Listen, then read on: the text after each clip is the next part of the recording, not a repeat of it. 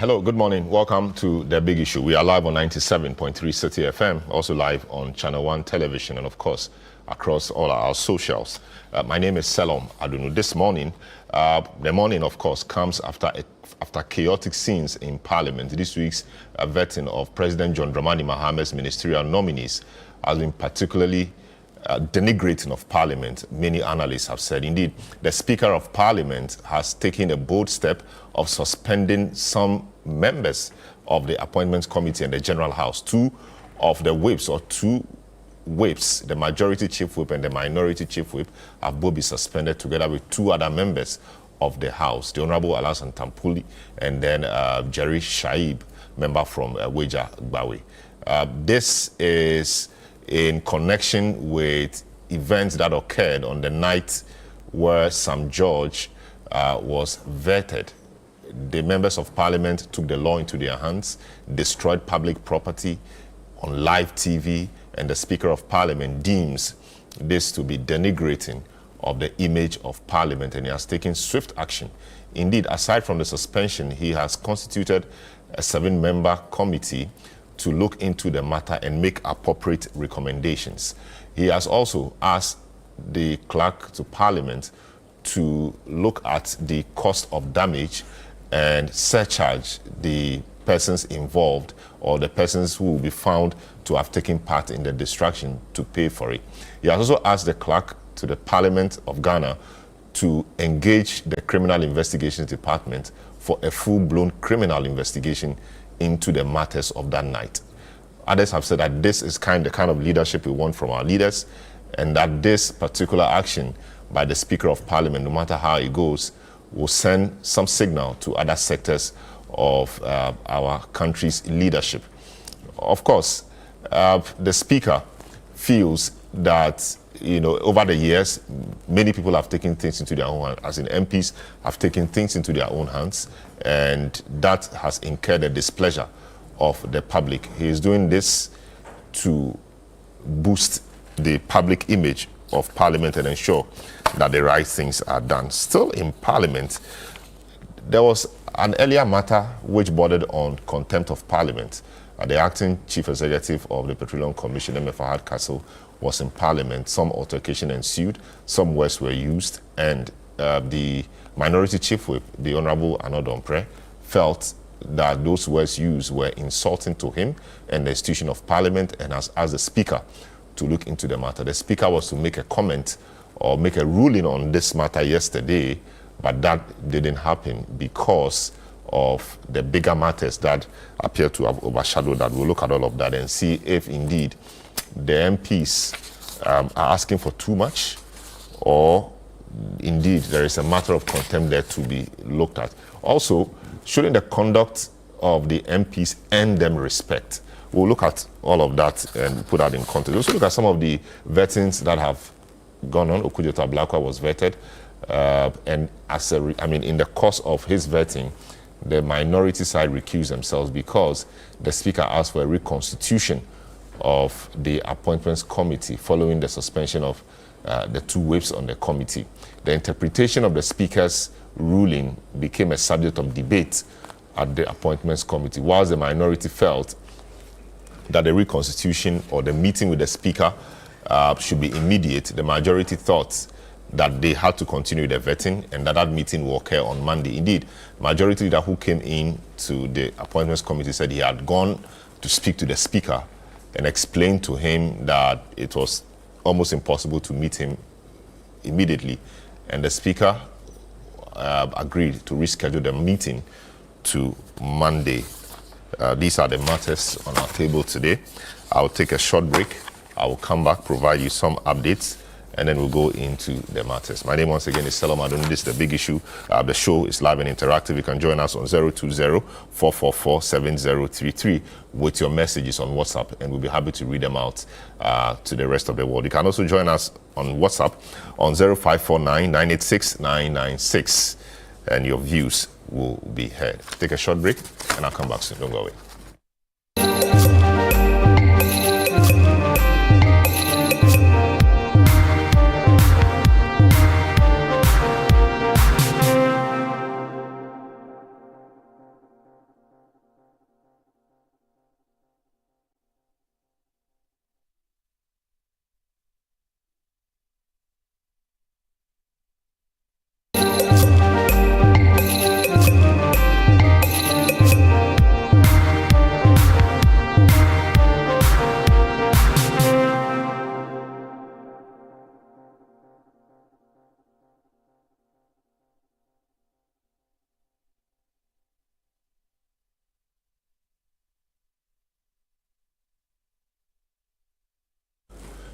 You're welcome back. This is the Big Issue, your platform for incisive analysis and riveting conversation. My name is Selorm Adonoo. Today, the show is all about Parliament. A number of things have been happening in Parliament. Parliament, it's supposed to be vetting the presidential or the president's nominees for various ministries and positions. But this vetting has degenerated into many things. Now, Speaker, on Thursday, following Thursday's event, yesterday, Friday, suspended the two whips, Majority Chief Whip and the Minority Chief Whip, because they appear to have been involved in the chaotic scenes that happened in Parliament that caused the destruction of public property, tables, microphones, etc. were destroyed in that chaos. The Speaker felt that the conduct was unacceptable and it did not have to happen. He's announced a raft of measures. One is suspension of 4 people, including the 2 whips. He's also asked for full-scale criminal investigations into the matter. He set up a 7-member committee to look into the matter and make recommendations to him. He's also called for a reconstitution of the appointments committee and the rules governing the committee. So these are a number of things that the Speaker has done upon the matter coming to his knowledge. Many have applauded him for being swift on the matter. Also, before this chaotic incident was another one that happened earlier in the week during the vetting for the president nominee for the defense portfolio, Dr. Edward Kofi Omane-Boamah. During that vetting, or even sometime along that vetting, or even before that vetting, there was some altercation between a public servant, the lawyer, Victoria Emefa Hardcastle, and Anodonpre. That altercation resulted in the use of some words many have said are unparliamentary, and because of that, the minority chief whip on the floor of Parliament called on Speaker to look into the matter because, in his view, that constituted contempt of Parliament. Many of us, if MPs, given the conduct we have seen in the last week, should be demanding respect or respect is earned. The MP says that if there will be crucifixion at all, it should not happen in his own backyard, referencing the fact that he was insulted in his own house, as in the House of Parliament. Interesting things there. What do you make generally of the vetting? Omane-Boamah, Sam George, Akando, Sam Okujeto, Ablakwa, and all of that.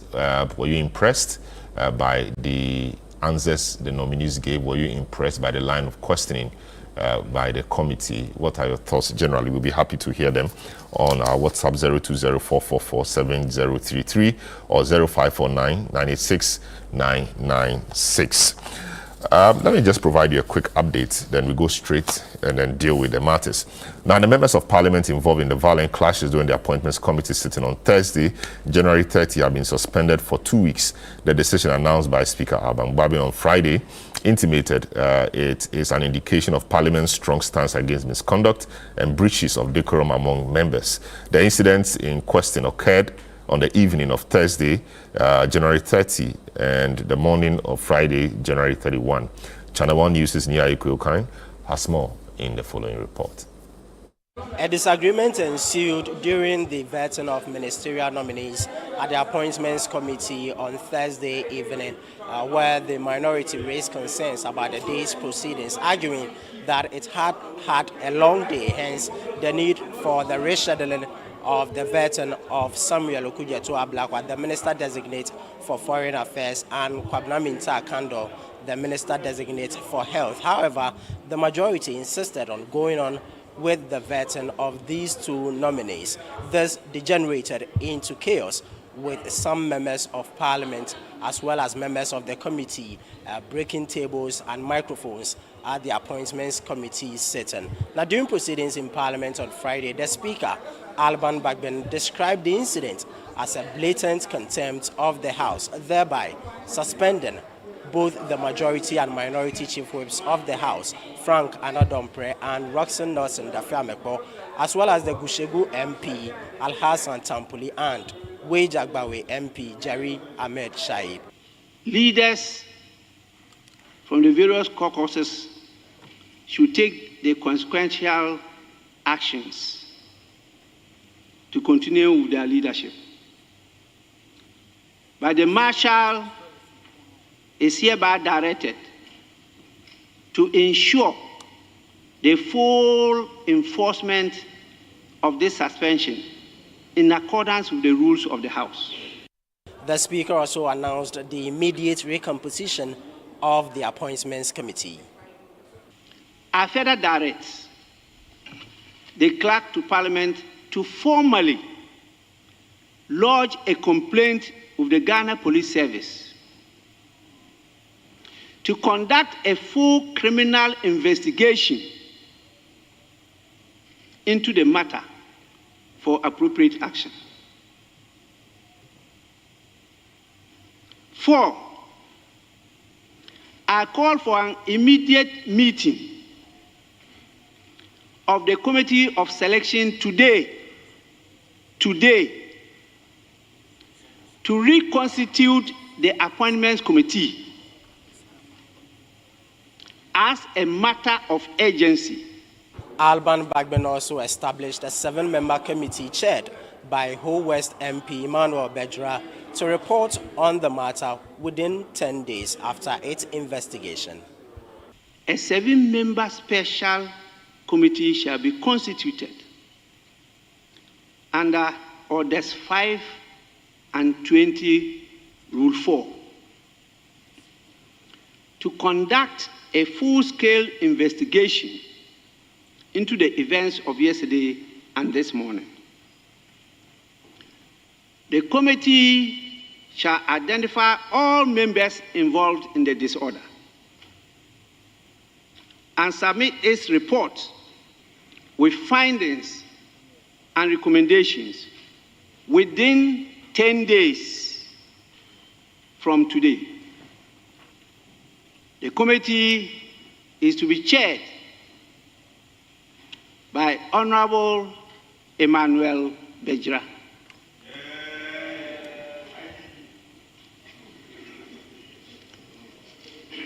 Other members, Honorable Kwame Anyimedu Antwi,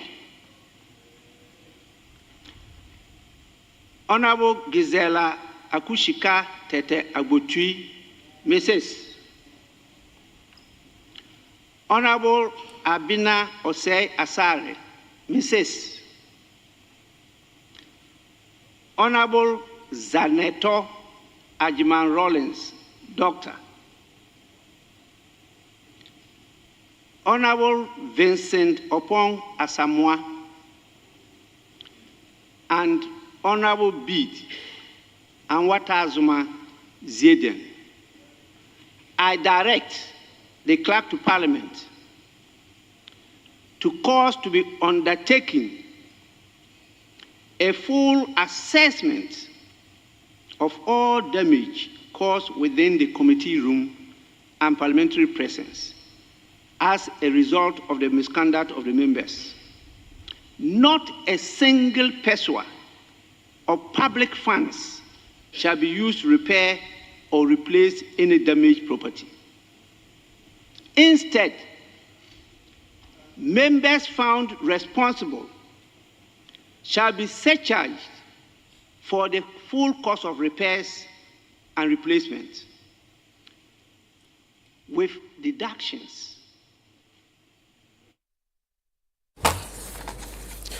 So that was the Speaker of Parliament, the Right Honourable Alban Sumana Kingsford Babin, cracking the whip there.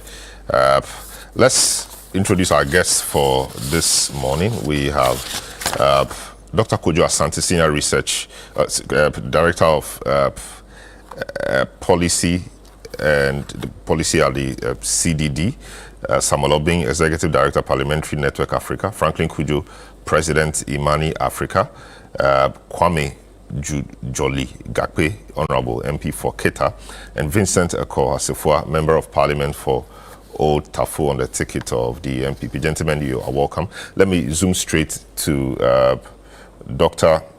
Kojo Asante. Doc, good morning. Welcome to the program. Yeah, very good morning to you and to other panelists. It's to your viewers and listeners. Great. A pleasure having you as always. Now, what are your impressions about the happenings in Parliament this week, particularly the chaotic scenes we saw on Thursday night? Well, thank you very much. I think it's quite regrettable to have witnessed those things. But I think generally the vetting process has been just fraught with too many challenges.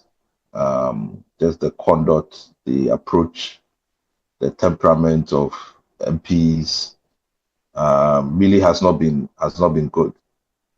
And I don't know whether because in a way people have still not how do you say, retired from elections.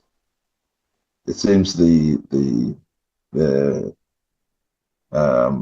residue of elections are still very much in the mindset and the orientation of a number of MPs. So the heat, the kind of intensity and sometimes very toxic,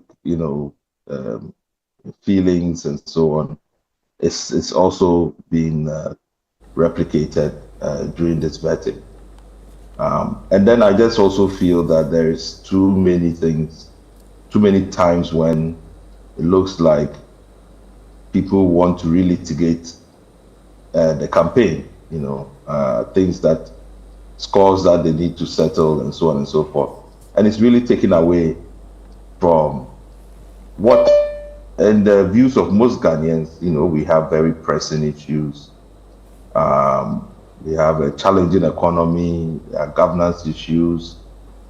People are tired, frustrated, by the system of politics. They want to see delivery. And so they want to hear nominees talk about how they are going to fix these problems. And it looks like we are just being overshadowed too many times by these either people trying to settle scores or these exchanges that really does not serve the interest of the public. So for me, the actions there were, I just didn't understand how it could have degenerated into what we saw. And when I saw some of the videos, I thought at the beginning that it could have been handled very well. I mean, if the minority, felt that they'd been there for too long, and I completely agree with them. This is a matter that not just me, but many commentators have kept saying it is just so inefficient to keep people there for hours and hours and hours. It doesn't make people sharp on their feet. It doesn't help in really bringing the best. It gets people frustrated and all of that. So if that was the case, I thought that what the majority leader should have done was basically to call the chairman to the side. I know he said that he was surprised, or they were surprised by this insistence of adding another nominee for vetting. But they could have called him aside and said, no, my people are tired. Let's try and reschedule this and all of that.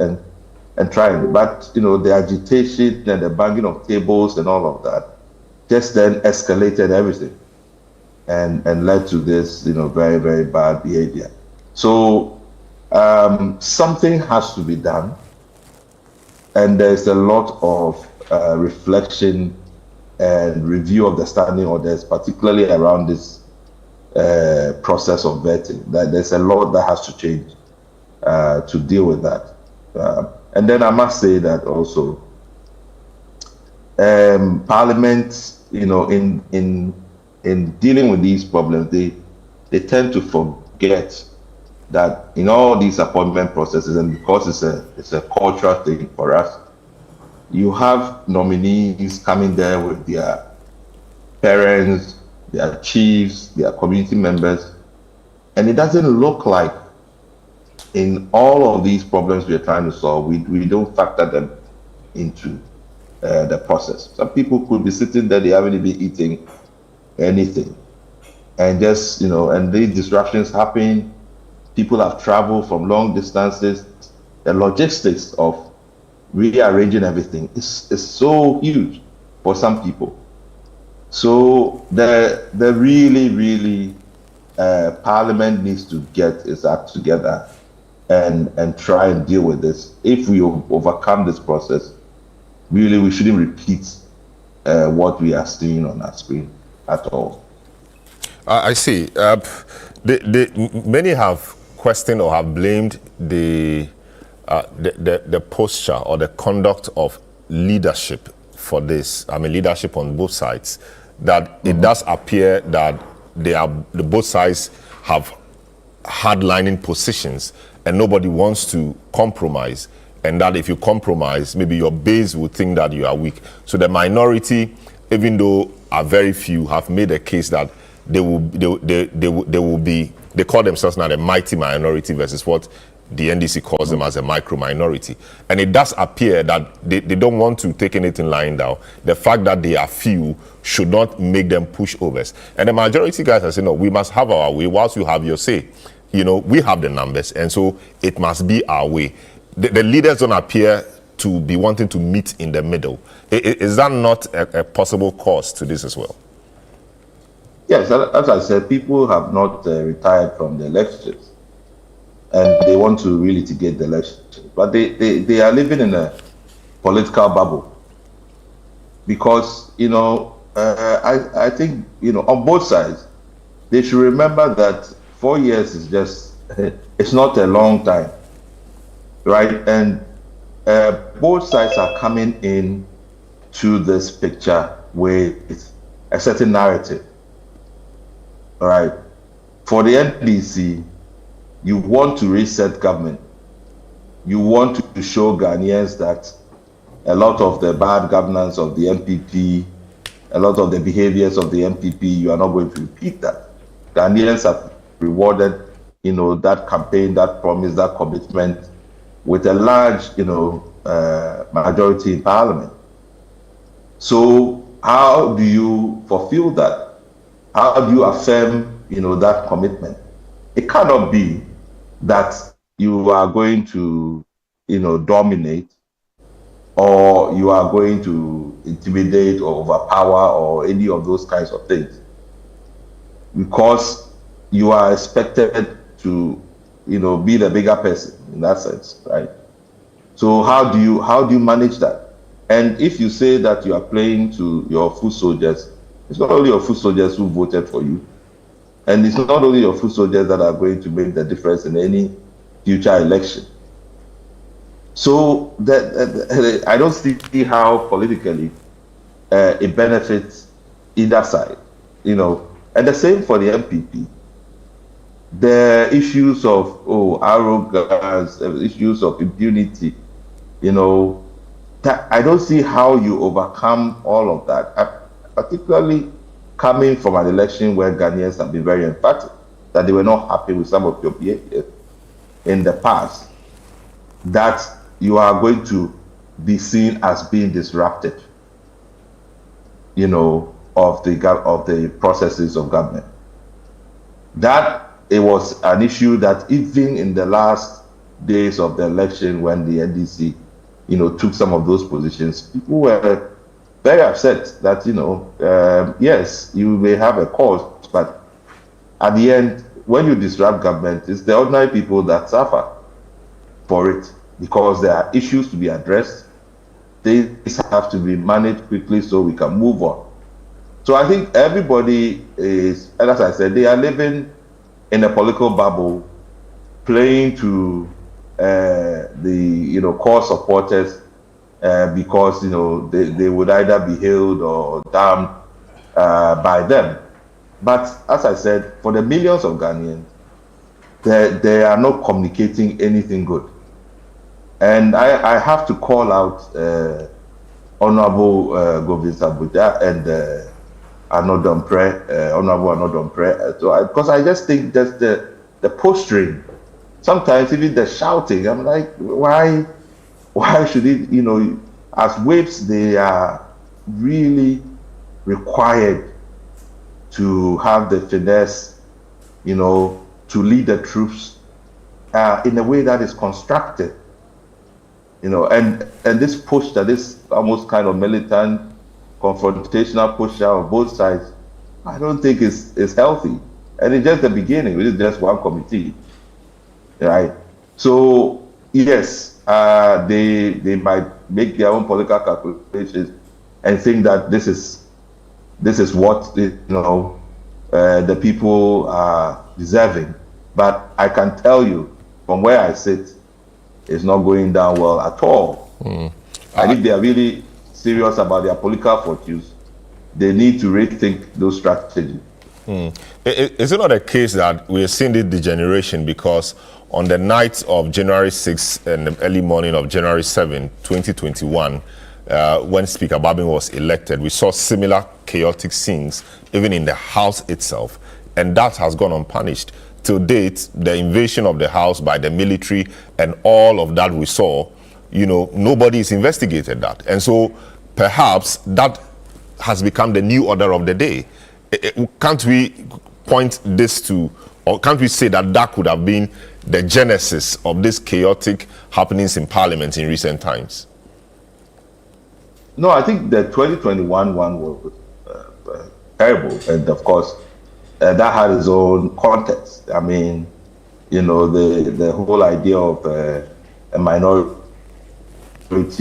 speaker being elected, some MPP MPs defecting, sort of people taken by surprise and reacted very badly to all of that. But at least that passed for a couple of years. But I really think it's the whole atmosphere of the 8th Parliament, the hung Parliament. When Ghanaians, we did our surveys, Ghanaians had expectations. They wanted, a closed Parliament like that for there to be more cooperation, more coalition building, more accountability, and Ghanaians had mixed results from that Parliament. But what was also a feature of that Parliament was a lot of acrimony. And as I said, even in the last days of the elections, the fact that the budget couldn't be passed, people, this complete halt of Parliament. And once you set those kinds of precedent, it really has bad blood. It lets people feel, that they can't trust each other and work together.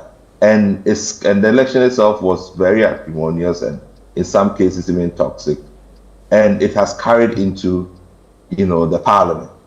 And this belief that, okay, no, we are not going to just sit down and take it. We would, fight you every inch of the way and all of that. And that's all playing out in the full glare of the public, who are looking to their leaders to focus on the business of solving their problems. And it doesn't look like that's what they're doing. So for me, I think it's, as I said, something the leadership of Parliament needs to sit down and think, and the political parties have to also think carefully about this strategy that they are, that they shouldn't forget that it's not just about them. And that whatever they are doing, Ghanaians are watching very, very carefully. And Ghanaians have shown that they are discerning enough to make a decision as to, who really serves their interests and who doesn't. So they have to be careful. I mean, the Speaker's actions, whilst I commend them to be swift and needed, because as you said, in the past, there has not been any accountability. And one of the things that we have observed when you begin to look at, the decline in democratic quality and governance quality, across the sub-region, is the people sense that there's too much impunity. That big people don't get punished when they commit or violate the law, and that has been a big contribution to the way people are prepared to react to a system. So if publicly people can see people destroying public property, doing this, and they are not held accountable, then they believe that this system is really a fraudulent one and has to be overthrown. So I commend that there was swift action, but also when I look at the orders of Parliament, the standing orders of Parliament, I'm not sure whether the right procedure was followed.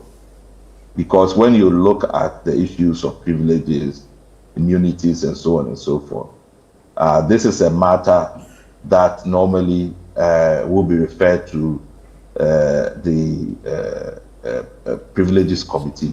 The only challenge is that maybe some of the leaders of the Privileges Committee who have been suspended are probably going to be the one that is going to sit on their own case. But that is something that has to be reconciled. But when I look at it in terms of what is provided in, I think, Article 30s and through, I think, 33 and so on. Sorry, the study on Order 33 or so on. It doesn't look like the processes have been followed. And if that is not the case, then it becomes also you don't want to set bad precedents. But I can see the challenge there that if you follow those processes, there might be a conflict of interest issues, and how do you recuse people and all of those kinds of things in this particular case. So, but at least Sami is online. I know he's looked at those articles. He can, expatiate a bit more on that, and there are MPs also online who can share more light on that. That's an interesting one. I think accountability, there has to be accountability, and MPs have to accept that this is not parliamentary behavior. And if your colleague, engages in that, you cannot sweep it under the carpet. Otherwise, you are setting the wrong example for the rest of Ghanaians, for a house of laws. If that house is in the business of violating the laws, then what kind of moral authority does it have to insist that the right things be done? Interesting. But of course, the Privileges Committee, or the Committee of Privileges, as they call it, has not been constituted yet. I don't know why it's taking them quite some time to constitute the committees. I don't know whether we need to check whether historically it's taking them this long to do this, because the members of Parliament are known, their leaders are there, they have to do the reconstitution. I don't know why, but maybe the MPs are here, so we'll find out from them why it's taking too long. But so maybe that is why the speaker had to step in to do this. But in terms of the procedure, I mean, some of the matters were of criminal nature, destruction of public property, etc. So I'm not sure how the Privileges Committee was going to deal with that. The speaker simply asked the clerk to inform or bring in the appropriate agency of state, the CID or the police, to carry out a full-blown investigation and deal with the matter as the law requires. I'm not sure whether that should also have gone to another committee of Parliament. That's one. Number two, the Committee of Parliament, as we've seen in the past, it's become very partisan, and the national interest more often is thrown out. We saw in the case of the Adjoa Safo's, what's the name? I won't call it vacation, but absence from Parliament for a while. When that matter went to the appointment, the Privileges Committee, of course, the dynamics of the numbers in the House, worked to affect the outcome as well. So till date, we had no concrete outcome from that particular committee. So would we not be risking the usual NDC MPP politics? Yeah, can you hear me? I think I missed maybe for a few seconds. Okay. So I was trying to say that the partisan nature of our politics. Can you hear me now? Is it okay? So I was just saying that the partisan nature of these committees perhaps would not deliver the outcome that maybe the speaker would have wanted, and that given that some of the aspects were criminal, do you think it still had to await the Privileges Committee before a decision is made? The speaker just said refer the matter to the appropriate courts, perhaps the CID, let them do their job and let them do what they have to do. Oh, okay. I think we lost. Hello? Yes. Okay. I think he's back. Can you hear me now? Okay. Is it Yeah, better? I can hear you. Yeah. So Yes. I was. Did you hear the question? Yeah, you said you're talking about the partisan nature of the committee. The committees, yes, and whether yes. the decision. I mean, we're not going to be engaged in another, drama at that committee. That is a worry. Yes. And number two, the fact that it was of criminal nature. I'm not sure what the committee could do about that. So the clerk simply engage the CID, let them do their work. Yeah, so I think on that matter, I think the standing orders provide for that. That irrespective of the rules, if there are criminal matters, it does. I think yes. Those, I think in this particular case, for me, maybe I think within the confines of the standing orders, the matter could still have been handled internally, as long as Parliament is transparent and accountable about it. Because it's really, for me, in terms of sanction, apart from the suspension I think is in order. But in terms of the distraction of public property, it's really a fine that will be, suitable in this case. That will still be, for me, adequate. I don't think it requires any sort of prosecution or anything like that. But I think on the matter of the committees, so, sometimes playing to the public gallery is also one of the problems. We want to have more transparency in terms of committee sitting. But that also brings out some of the worst instincts of politicians, because then everybody is trying to communicate different messages, trying to play tough, trying to show that they love their party more than everybody else. All of those things that politicians would normally do to sort of, either energize the base or all of these things. And I think sometimes that is a disincentive and probably inimical to our own public interest. So, in a lot of committees, when there are no cameras, there's a good sort of collegial environment. People will disagree forcefully. It doesn't have to be rancorous. It's based on principle and their positions from their parties and so on. But it is never played out in this kind of exchanges. And sometimes there have been very strong disagreements in committees, sitting. But I think that as soon as you bring the cameras, then it becomes a problem. So how do we manage that? We as citizens want more transparency. We want our MPs to articulate their positions, to make their arguments. We want to hear what they care about, what they are prepared to support or not support. So we want that transparency. But how do the MPs respond when they are given the opportunity to engage, in this public space? That they don't abuse it, that they don't, use it, for negative things. So I think there has to be some compromise around how we can all get the best out of Parliament when we sort of introduce, processes that make Parliament more transparent and accountable. And I think, as I said, all depends on the leadership. The leadership has a lot that they can do. The whips, the majority leader, the minority leader, the Speaker of Parliament, and all the leaders, and the parties, to really signal that, this is a very serious place for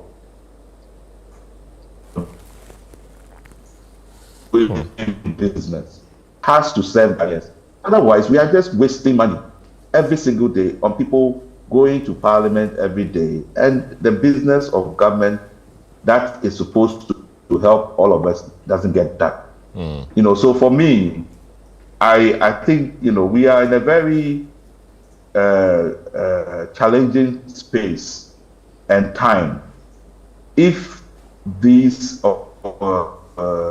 governance structures that we have set up don't deliver, because we have been going back and forth almost circling around the same place, standing still. We are not moving. If we don't begin to show some evidence that we will be able to move forward, be progressive, and change the behaviors of the party, I think we will even get less people trusting state institutions. There will be even more frustration, and nobody knows where we are going to go.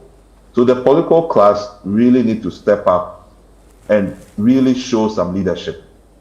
And I hope that, they do so for their own sake and for the sake of all of us, So, I'm hoping that they will take the call to action, reflect a bit.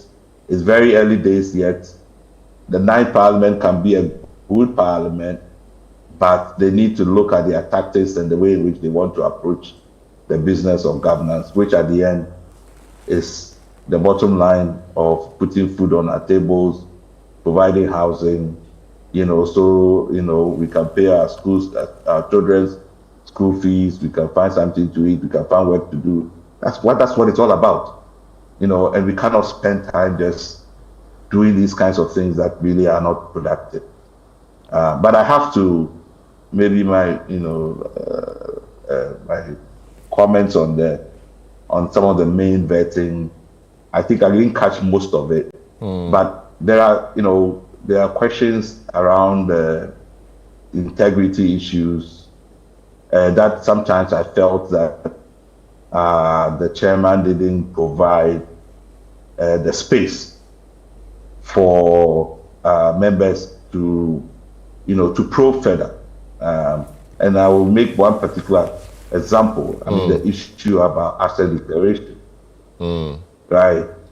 And for the NDC in particular, that has made a commitment to reforming the asset declaration regime, even if the current status quo is one doesn't engender transparency. I don't think there should be any reason why members should be stopped from providing more information about their own assets. Because what are we all talking about when it comes to anti-corruption? It's about people coming to office and enriching themselves. So if you really want to make a commitment to that, because this is where the rubber hits the road, it's that you go above what the status quo, which we are complaining about, provides, to showcase that you are prepared to lead by example. So some of those things I thought were a missed opportunity, and I just hope that going forward, those things are important. Integrity is so important to those who lead us, and we all have to work very hard to make sure that we showcase that commitment to that fundamental principle, because those are the only ways in which we are going to make sure that every penny, every cedi that we have goes to service Ghana's interest and nowhere else. Very well. Thanks so much. There's a lot more we could talk about, but thanks so much, Kojo Asante, of the CDD, Policy Engagement and Advocacy Director, CDD. Thank you so much for speaking to us this morning. All right, so that's Kojo Asante of the CDD speaking to us before our discussion proper. So again, my guest this morning, the Honorable Kwame Jujoli Gakpe, Member of Parliament on the ticket of the NDC from Keta, Vincent Eko Asefua, Member of Parliament for Otafo, Samuel Obing, Executive Director of the Parliamentary Network Africa, and then, of course, Franklin Kujo, President in Mani Africa, who joins us on Zoom. Once again, good morning and welcome to the program. Yes. Good morning. All right. So, I mean, this week has been interesting, and all the major issues that have happened this week have been parliamentary, of parliamentary nature. Let me start off with you, the Honorable Gakpe, since you are the NDC or the governing party person here. Is your party pleased with how things have panned out in Parliament this week? Oh, thank you very much, and good morning to your listeners. Nobody will be happy of such situation. And then in every human endeavor, such situations need to be condemned.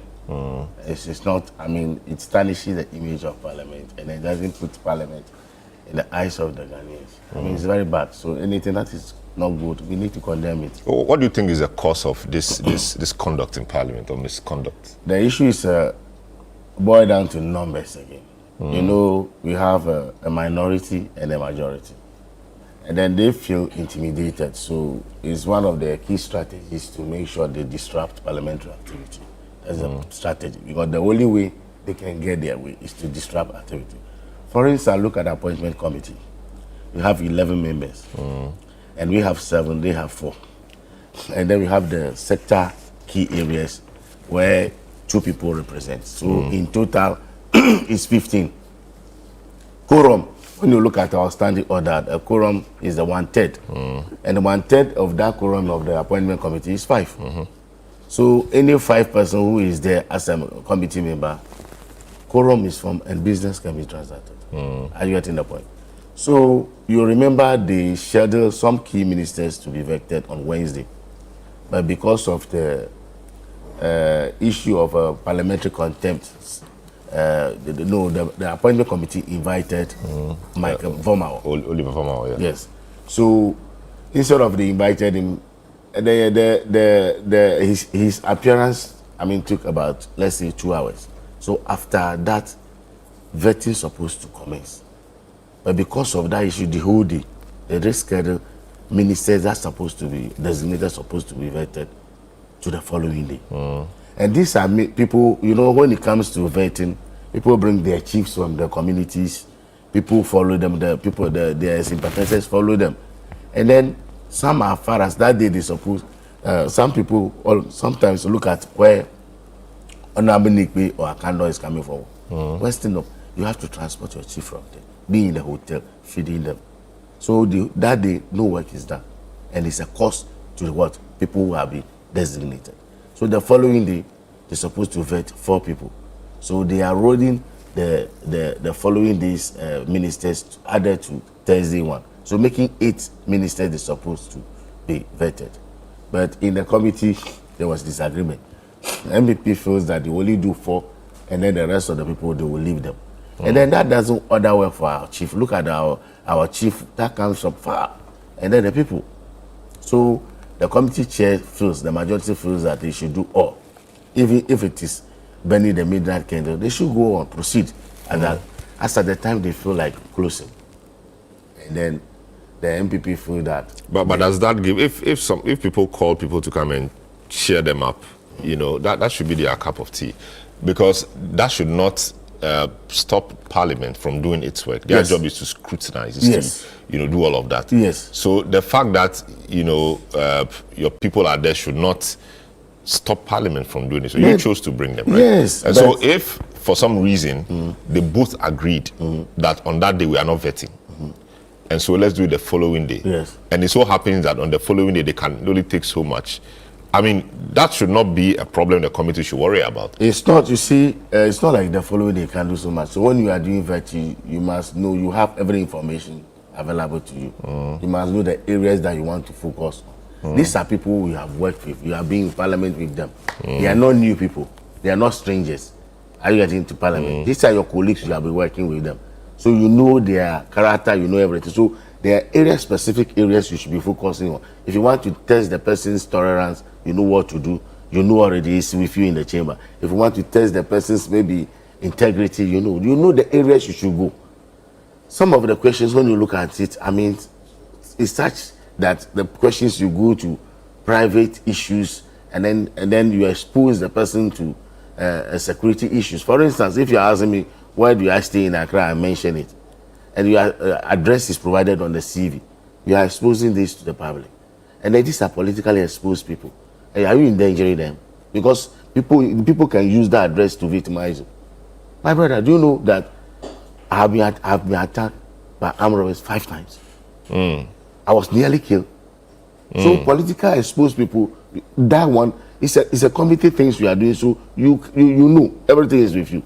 By exposing them to the public, where they stay, I mean, the land, do they acquire the land and all that? You can do that as a part of background check. Because before you even come to vetting committee, the NIB, which is a National Investigation Bureau. They do a lot of those young. Yeah, but the point about so where you stay, I get the security and all Yes. of that. But So- if I say I stay at Dansuma is so big. Fine. So if you ask me the Dansuma land, how did you acquire Yes. it? And there's a context to that because Yes. there's been so much said about Yes. public land Yes. being looted, quote Yes. unquote, Yeah, and but- all of that. but So it- if the persons who were on that crusade about public lands being looted appear before me, I should be able to find out whether so that's no problem. That's not prying into that Yeah, privacy fine. too much. But if it is how you captured it, it's fine. But you are the address is being mentioned, the location, where specifically you are living. You are endangering the person. Are you getting the point? In addition to that, if I go to school, I use my personal money to go to school. Personal money. What is the sense of coming to the personal money? What we know you. Yes. Okay. So how are you able to afford it? It's a question that the so public you needs to think know. a member of parliament who is on salary and all the other incentive cannot pay school fees? It depends on the kind of school fees. I'm saying that what I'm saying is it is not a question far-fetched because it's not a question that is far-fetched because all the people there are MPs and they all know how much they are paid. Yes. And they are all entitled to the similar, Yes. perks. Yes. And so if I'm paying fees, maybe $50,000 or $100,000, and you calculate what I'm supposed to be getting, and it's nowhere near that, it's not a fair question to ask. It is fair. So It that's is what fair they are question, doing, but isn't some it? of the questions are. But what I want to say is that so that day they're supposed to do the vetting, they are on, but the minority feels they have targeted certain people to grill in court.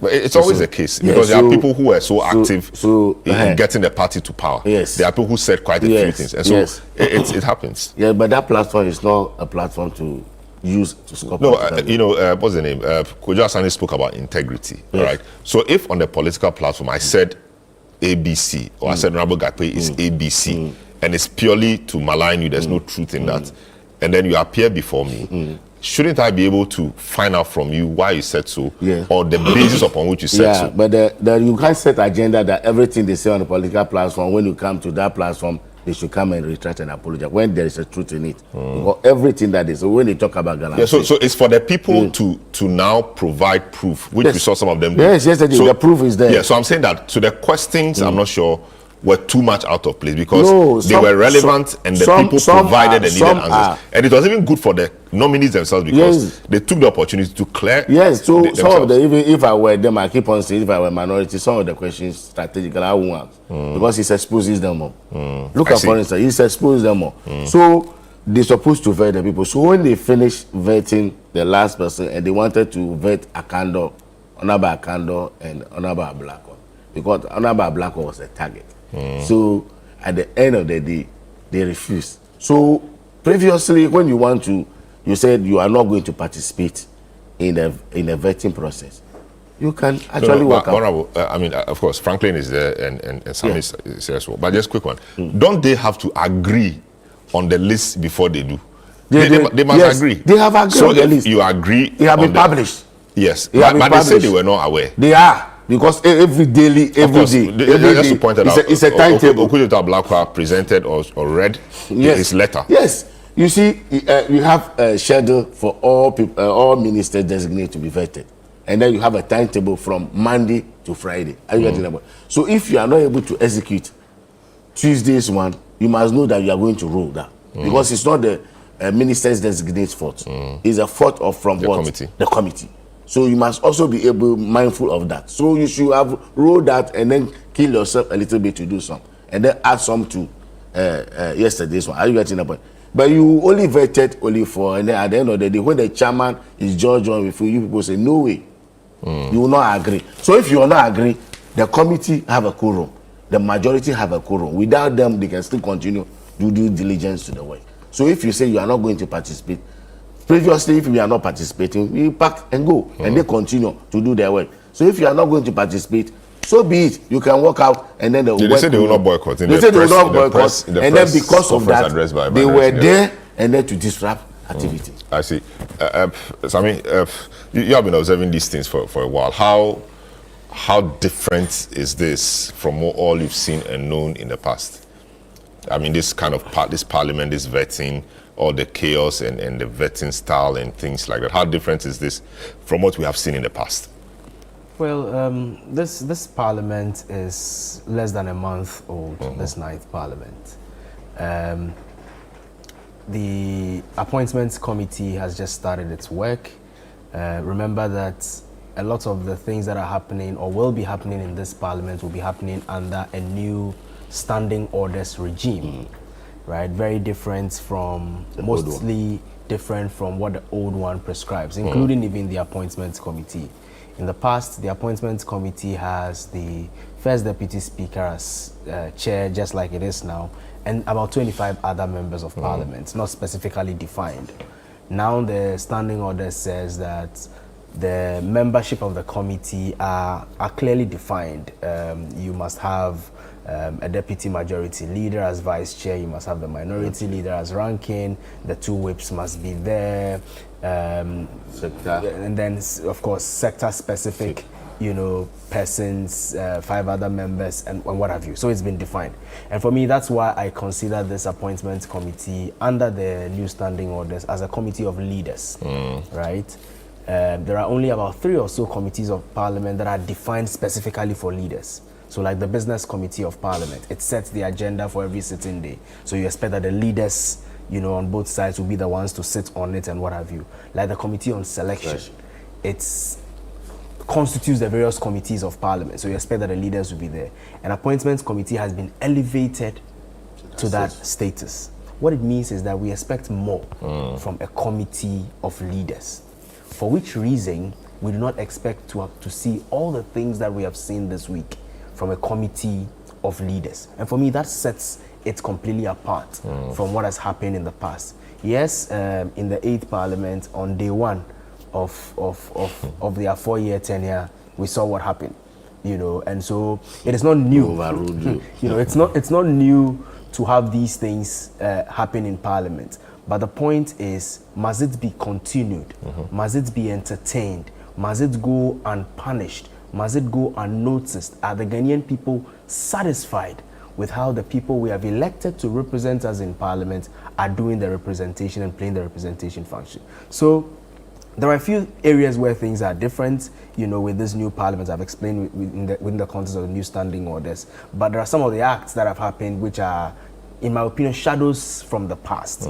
And that is why, for us at Parliamentary Network Africa, this decisive step by the Speaker to send a right signal is a step really in the right direction. When we issued our statement yesterday in the morning, following what happened during the night before, we're very clear that if Speaker Babin and the entire Parliament refuses to address this issue head on this time around, it will open the floodgates for even more chaotic scenes. Because when the 9th of January 6th leading into January 7, 2021 happened and nobody dealt with it, and subsequent ones happened. The impunity appears to be growing. Impunity will when grow. the soldiers invaded the chamber. The impunity will grow. And so Parliament has a responsibility, especially within an era where trust in governance institutions are at all-time low, in an era where people absolutely do not respect members of Parliament and the institution of Parliament to the level and extent that would have expected. Parliament must be interested, members of Parliament must be interested in steps that cleans up their reputation. We'll be, in the course of today's show, as part of your advertised topics, be talking about, instances of what in parliamentary parlance you would call a stranger speaking out to a member of Parliament in a particular manner within the presence of Parliament. You see, when an institution allows itself or showcases, in the words of Mr. Speaker, so much acts that does not court the respect of the people, it will get to the point where some of these things will start happening. It will get to the point where, just like Kenya, citizens will be completely fed up with members of parliament and will start doing some very, very despicable things, and we don't have to get there.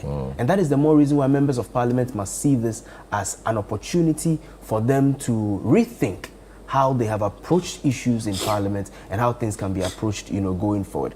And so for me, this week has been a rather sad one. Fortunately, it ended on a note of hope through the sanctions and the clear indications. I've seen this morning statements from the minority caucus, and I think these are matters we'll interrogate in the course of the show. Great. So the what's the name? Maybe we'll deal with that. But could just answer things that he should have used the lay down procedure, referring this to the privileges committee and all of that. But of course, that committee is here to be formed. But I'll find out in the course of it what is delaying the formation of those committees. But let me just take Franklin's opening thoughts, then we'll see. Hello, Franklin. Thanks for joining us always. How are you? And how I follow some of your tweets in the course of the week and all of that. But the events of Thursday night, very despicable. Entirely. I mean, very, very despicable. And I really, for once, I didn't expect that to happen in the first place, even though people have said there are reasons for that. I don't agree with whatever reasons there were. I think those were dastardly acts, and the persons involved must answer questions as the speaker has demanded. So, speaker has asked that, and I think we should. We are grateful for his intervention. That's what I say. Well, regarding probably everything else, I think I was actually enjoying myself with some of the questions that were asked. Look, I think maybe a lot of people have expressed angst about the way a few people on the committee, especially the minority ranking, has set through day to ask questions. And I'm not sure that every member of that committee is stupid. They are not. I think they are not just sitting there looking at him answering questions. I'm sure they are working with rules. And the rules, as I understand them, I think at one point the chairman said, we know that you have a limited time to ask questions, but please do it quickly. I think that's where the whole thing starts from. I think if they want to correct that notion or that anomaly, they should correct it. But as I understand, that whatever Apenya was doing. Hello? Yes, you're on. Oh, sorry, I'm hearing that. So, I understand whatever Apenya was doing was right. I think he was well within the rules to do whatever he was doing. Anyway, I mean, and I was more interested in the questions he was asking rather than the number of questions. By the way, it is when a nominee responds, if you notice carefully, this is not to whitewash whatever opinion do, but listen carefully. And the people should not invest emotions into whatever they're listening. I was listening for the issues of understanding how governance work. I was listening to understand the issues of how.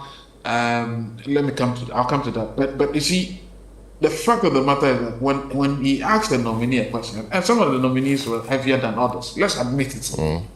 You can't spend 10 minutes on my good friends, all the two sums. It's not possible because these are very towering figures in the party who have had stands on very critical issues in this country. We need to hear them. I mean, some of the regional ministers say, I agree that the Greater Accra Union should have heard much about, have talked about the region, how to beautify the region, maybe how to make the spaces in the Greater Accra livable. That's a disappointment that she was just let go just because they know her. I don't know her. I need to understand her. Who cares whether you know her in Parliament? I don't know her. I want to understand what she thinks, how she thinks about spatial management, how the indigenous people in Accra could actually increase, improve their lives. Because I go down to some of the countryside, some of the peri-urban areas in Accra, and I feel shattered. I don't even understand why people who are living just close to the city are living in such utterly despicable conditions. We need to understand what she thinks about that. And she was happy, I got with laughter and then left.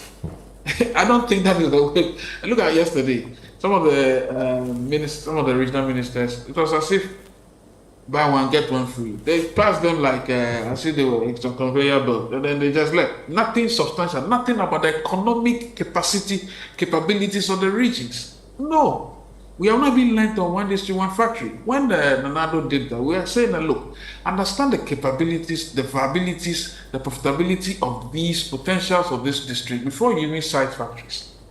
If for nothing at all, we had an opportunity to ask these ministers, have you done a proper economic benefit analysis of a region? Because presumably, once you are appointed, you must be somebody who has some gravitas and understand what's happening in the region. Now the answers I was hearing were funny, and anyway, let's leave that. I just want to say that on the substantive issue, which I think many people are now trying to talk about, Penyo, NPP, there. I think please, guys, let's sit back and ask yourself, what was happening there? If you answered the ranking, depending on the answers you give, it then goes further, and that can actually lead to a lengthy interrogation. So for me, like I said, I don't care about the number. Once it was well within the rights and rules, well, the chairman had to stop him or decide otherwise. Well, fine, but I think Parliament should have its own rules as to how they go forward. But look, I was happy about the questions Opinion actually asked my two good friends, the two sons. I see. There are questions clearly on the issues of your character. Look, it is important because if these two men they are not new people in this country. They've gone after people's characters. They've said so many things about people, and legitimately so. Nobody is taking that away from them. There is an opportunity to vet them.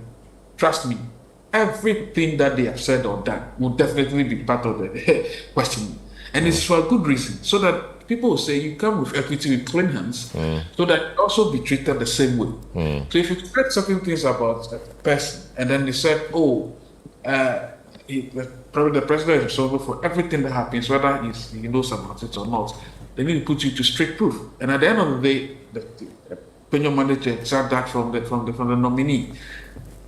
When you go ahead and say certain things about, well, of course, nobody has said anybody is corrupt there, but questions about how you raise your income sources apart from what you earn.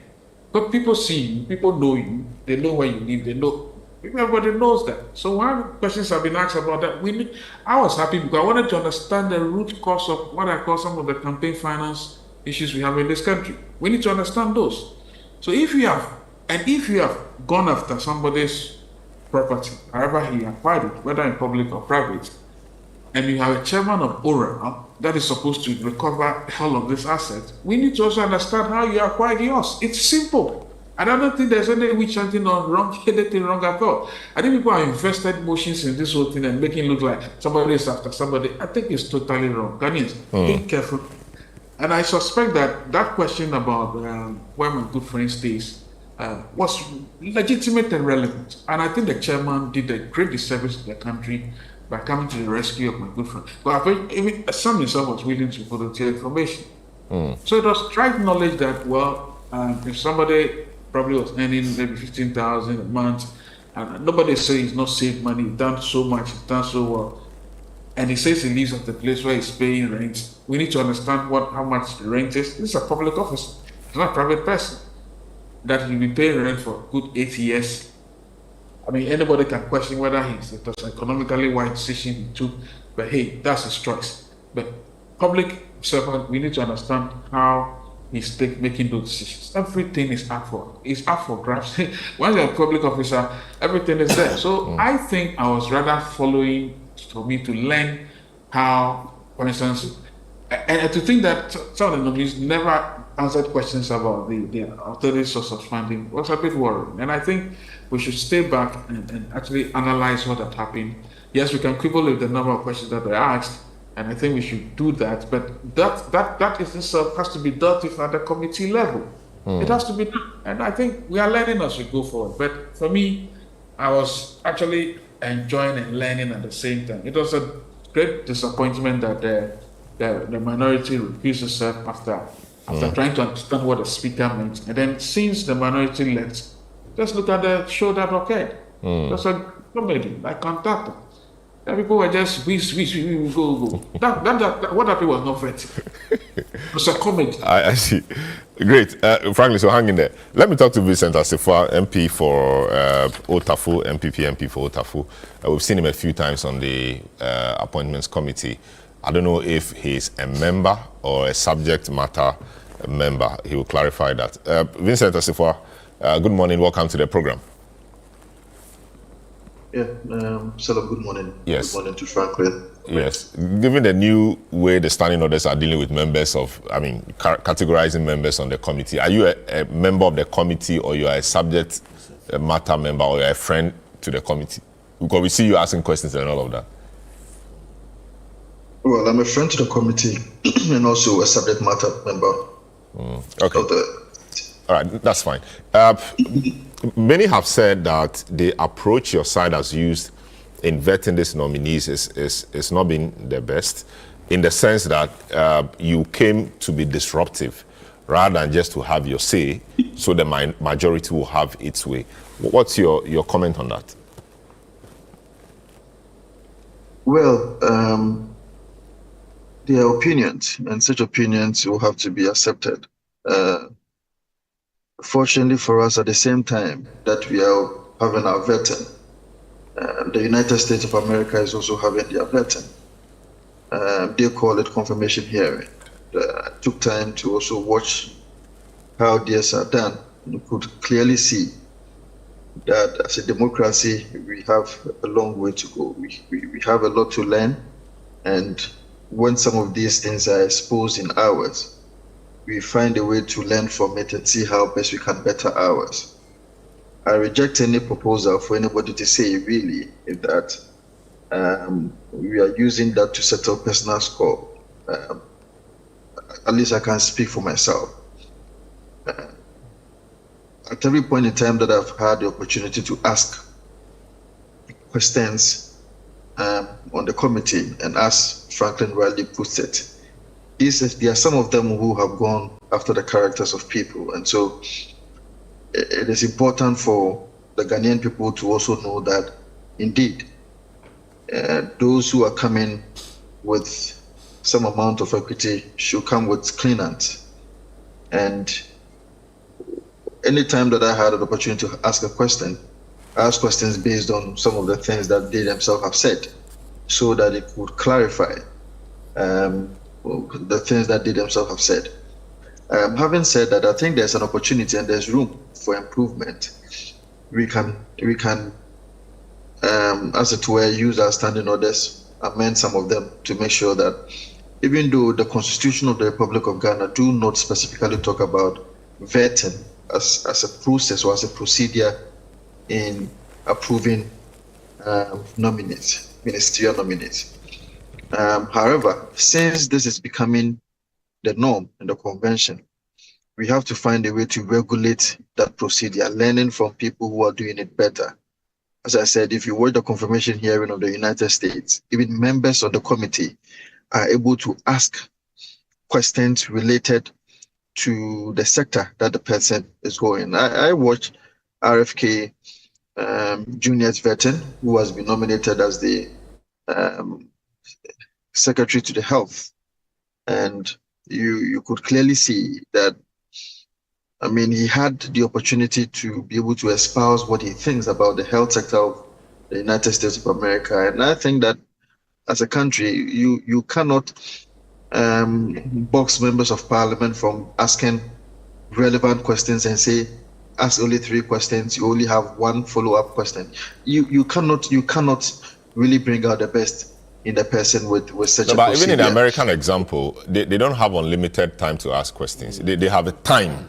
They have time, so maybe 2 minutes or 5 minutes. And by nature of their way of communication, they're able to put in a lot of questions and get a lot of answers. So I'm not sure whether that is the kind of thing you want to adopt, so that every person, instead of having two or 3 questions, you have 5 minutes. But the disadvantage there for our own will be that sometimes we see the preamble very long. We praise them. We say plenty things before we ask a simple question. In that sense, the 5 minutes or 2 minutes time allotment may not be useful, would it? So you see, if you listen to me very well, I just restrain myself from talking about the fact that they do not have unlimited or they have unlimited time. I restrain myself from that, simply because I would have gotten there.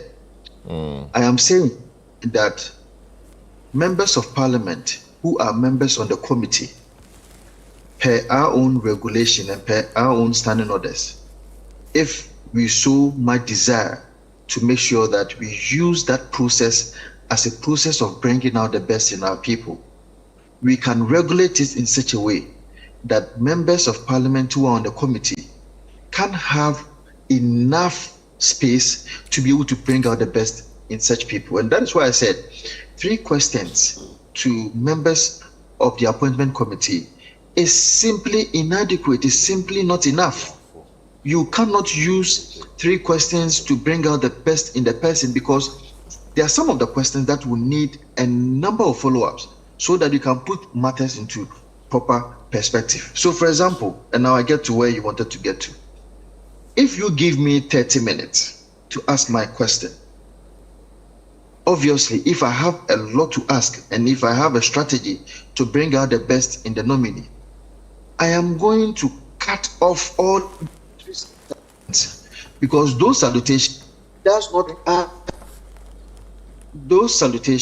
not add anything or does not bring anything to fore as far as the nominee is concerned. So I'm saying that, like what has been happening in the 8th Parliament, where we had a lot to learn, where we tested most of our laws at the Supreme Court, for the Supreme Court to also give directions as to how things will have to be done. An example as to whether if a first Deputy Speaker of Parliament sits as a Speaker, can he vote or can he not vote?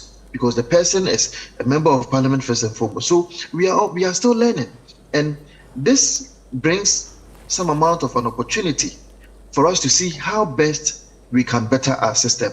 And I think that the current system, even though it is not stated in our laws, but it has been a convention, and because it is a convention now, we should be able to regulate it so that we can bring out the best in our nominees. It is simply unfortunate, worrying and troubling for a nominee to come to the panel only to be asked 1 or 2 questions, some of them not even a single question, and we pass them to go. No, as Franklin was saying, I was at the Ministry of Local Government. If I have an opportunity to ask the Greater Accra Regional Minister his vision and what he seeks to do for the people of Ghana, key for me is sanitation. Recently, we heard for the first time in so many years, cholera outbreak in Greater Accra here, and you think that the Greater Accra Regional Minister will come to a vetting panel and key issues like sanitation will not be asked, which it's unfortunate. And so I'm saying that it's a process and it's an opportunity for us to learn from our current system, and maybe Parliament leadership should take keen interest in making sure that we can regulate the vetting process, which has now become the norm, which is the convention, so that we can regulate in such a way that we can always bring the best out of our domination. Great. Let me explore a bit the thing about passing the people. We saw your own leader, the ranking member, say a lot of things about Linda Oklu, the Greater Accra Regional Minister, and there's passed her, saying that she's one of us, we know her, she's an MP. Yes, the qualification for becoming a minister is that of becoming a member of parliament. So once a person is a member of parliament, the person is qualified to be a minister. That is what you guys try to say. However, when certain other persons also appear before you, like we saw Atuforsin was a leader of the House. When he appeared before you, you vetted him for over 5 hours. We understand finance. Agboja appeared before you, he was a leader of the House. You vetted him for 2-3 hours. That is fine. Haruna appeared before you, you vetted him for 2 hours and more. That's fine. But they are all your colleagues in Parliament. So why is it that for some of them, you relax that rule and vet them, and for others, who in your estimation may not be carrying very powerful portfolio, you let them go? But who says Greater Accra is not a very strong portfolio? It is the heartbeat of the country. So the question is, I see you are not happy with it, that some people were just passed that way. But the question to you is, have you engaged your leadership about this process or this procedure, that it is not It is not fair on the people of Ghana because you may know them, we don't know them. I, for example, I would have wanted to know what the Greater Accra Regional Minister had in store for me as somebody or a resident of this region. None of that. And it's not even good for the person because now people may think that the person is not capable.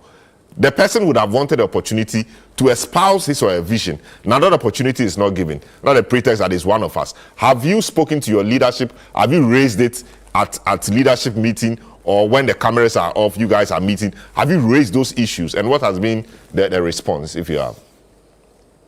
Well, we have our next caucus meeting on Tuesday around 10 o'clock. And so maybe we could ask for some amount of explanation. Because it's not consistent. It's not even consistent. Others you do, others you don't. It's not even, if you are not vetting them because they are your colleagues in parliament, you know them, let them all go through so that we know that we don't have to sit down and watch anything. But you do for some, you don't do for some. It's not even consistent. So I'm not sure why your seniors keep quoting that convention, or is we know her, blah, blah, blah. But we don't know them.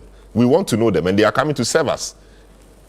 So I would want you to raise that, and let's see an end to that possibly.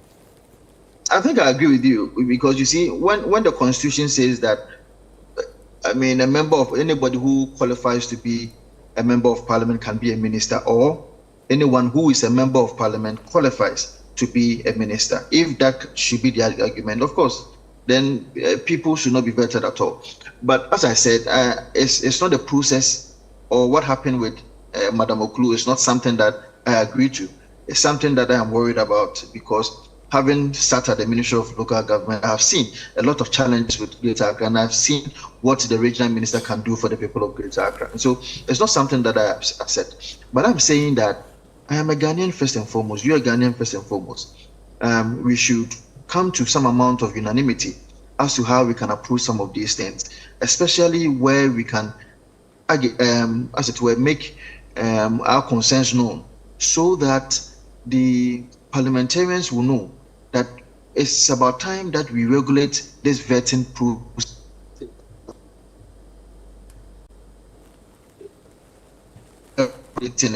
How are we regulating it, and how are we going to go about it in such a way that it will really meet the expectation of the Ghanaian people? And I think that this has brought an opportunity for us to be able to regulate the vetting process in Parliament. We cannot leave it as business as usual.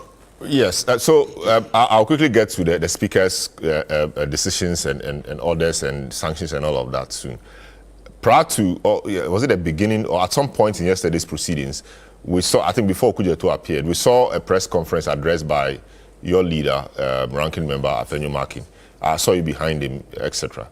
He said that, you know, you will not boycott the vetting, you will stay to do what you have to do.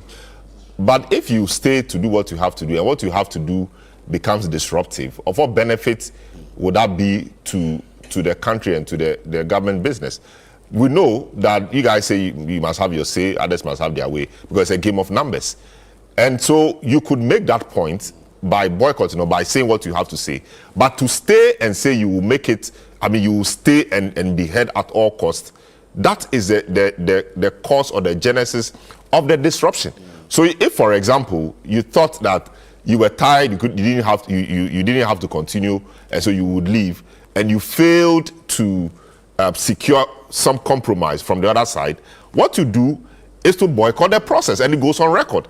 But to stay and cause what happened on Thursday, I'm not saying you caused it, but I'm saying that to stay and cause that, or to stay and make things degenerate to that level, that is completely unacceptable. And the people of Ghana cannot take that. There's a reason why the numbers are like this. There's a reason why the numbers were the way they were in the previous parliament. And there's also a reason why the numbers were the way they were in the 2017-2021 parliament. So at every point in time, and what the people of Ghana want. So to stay and be disruptive, as we saw on Thursday, you know, dismantling chairs, microphones getting destroyed, etc.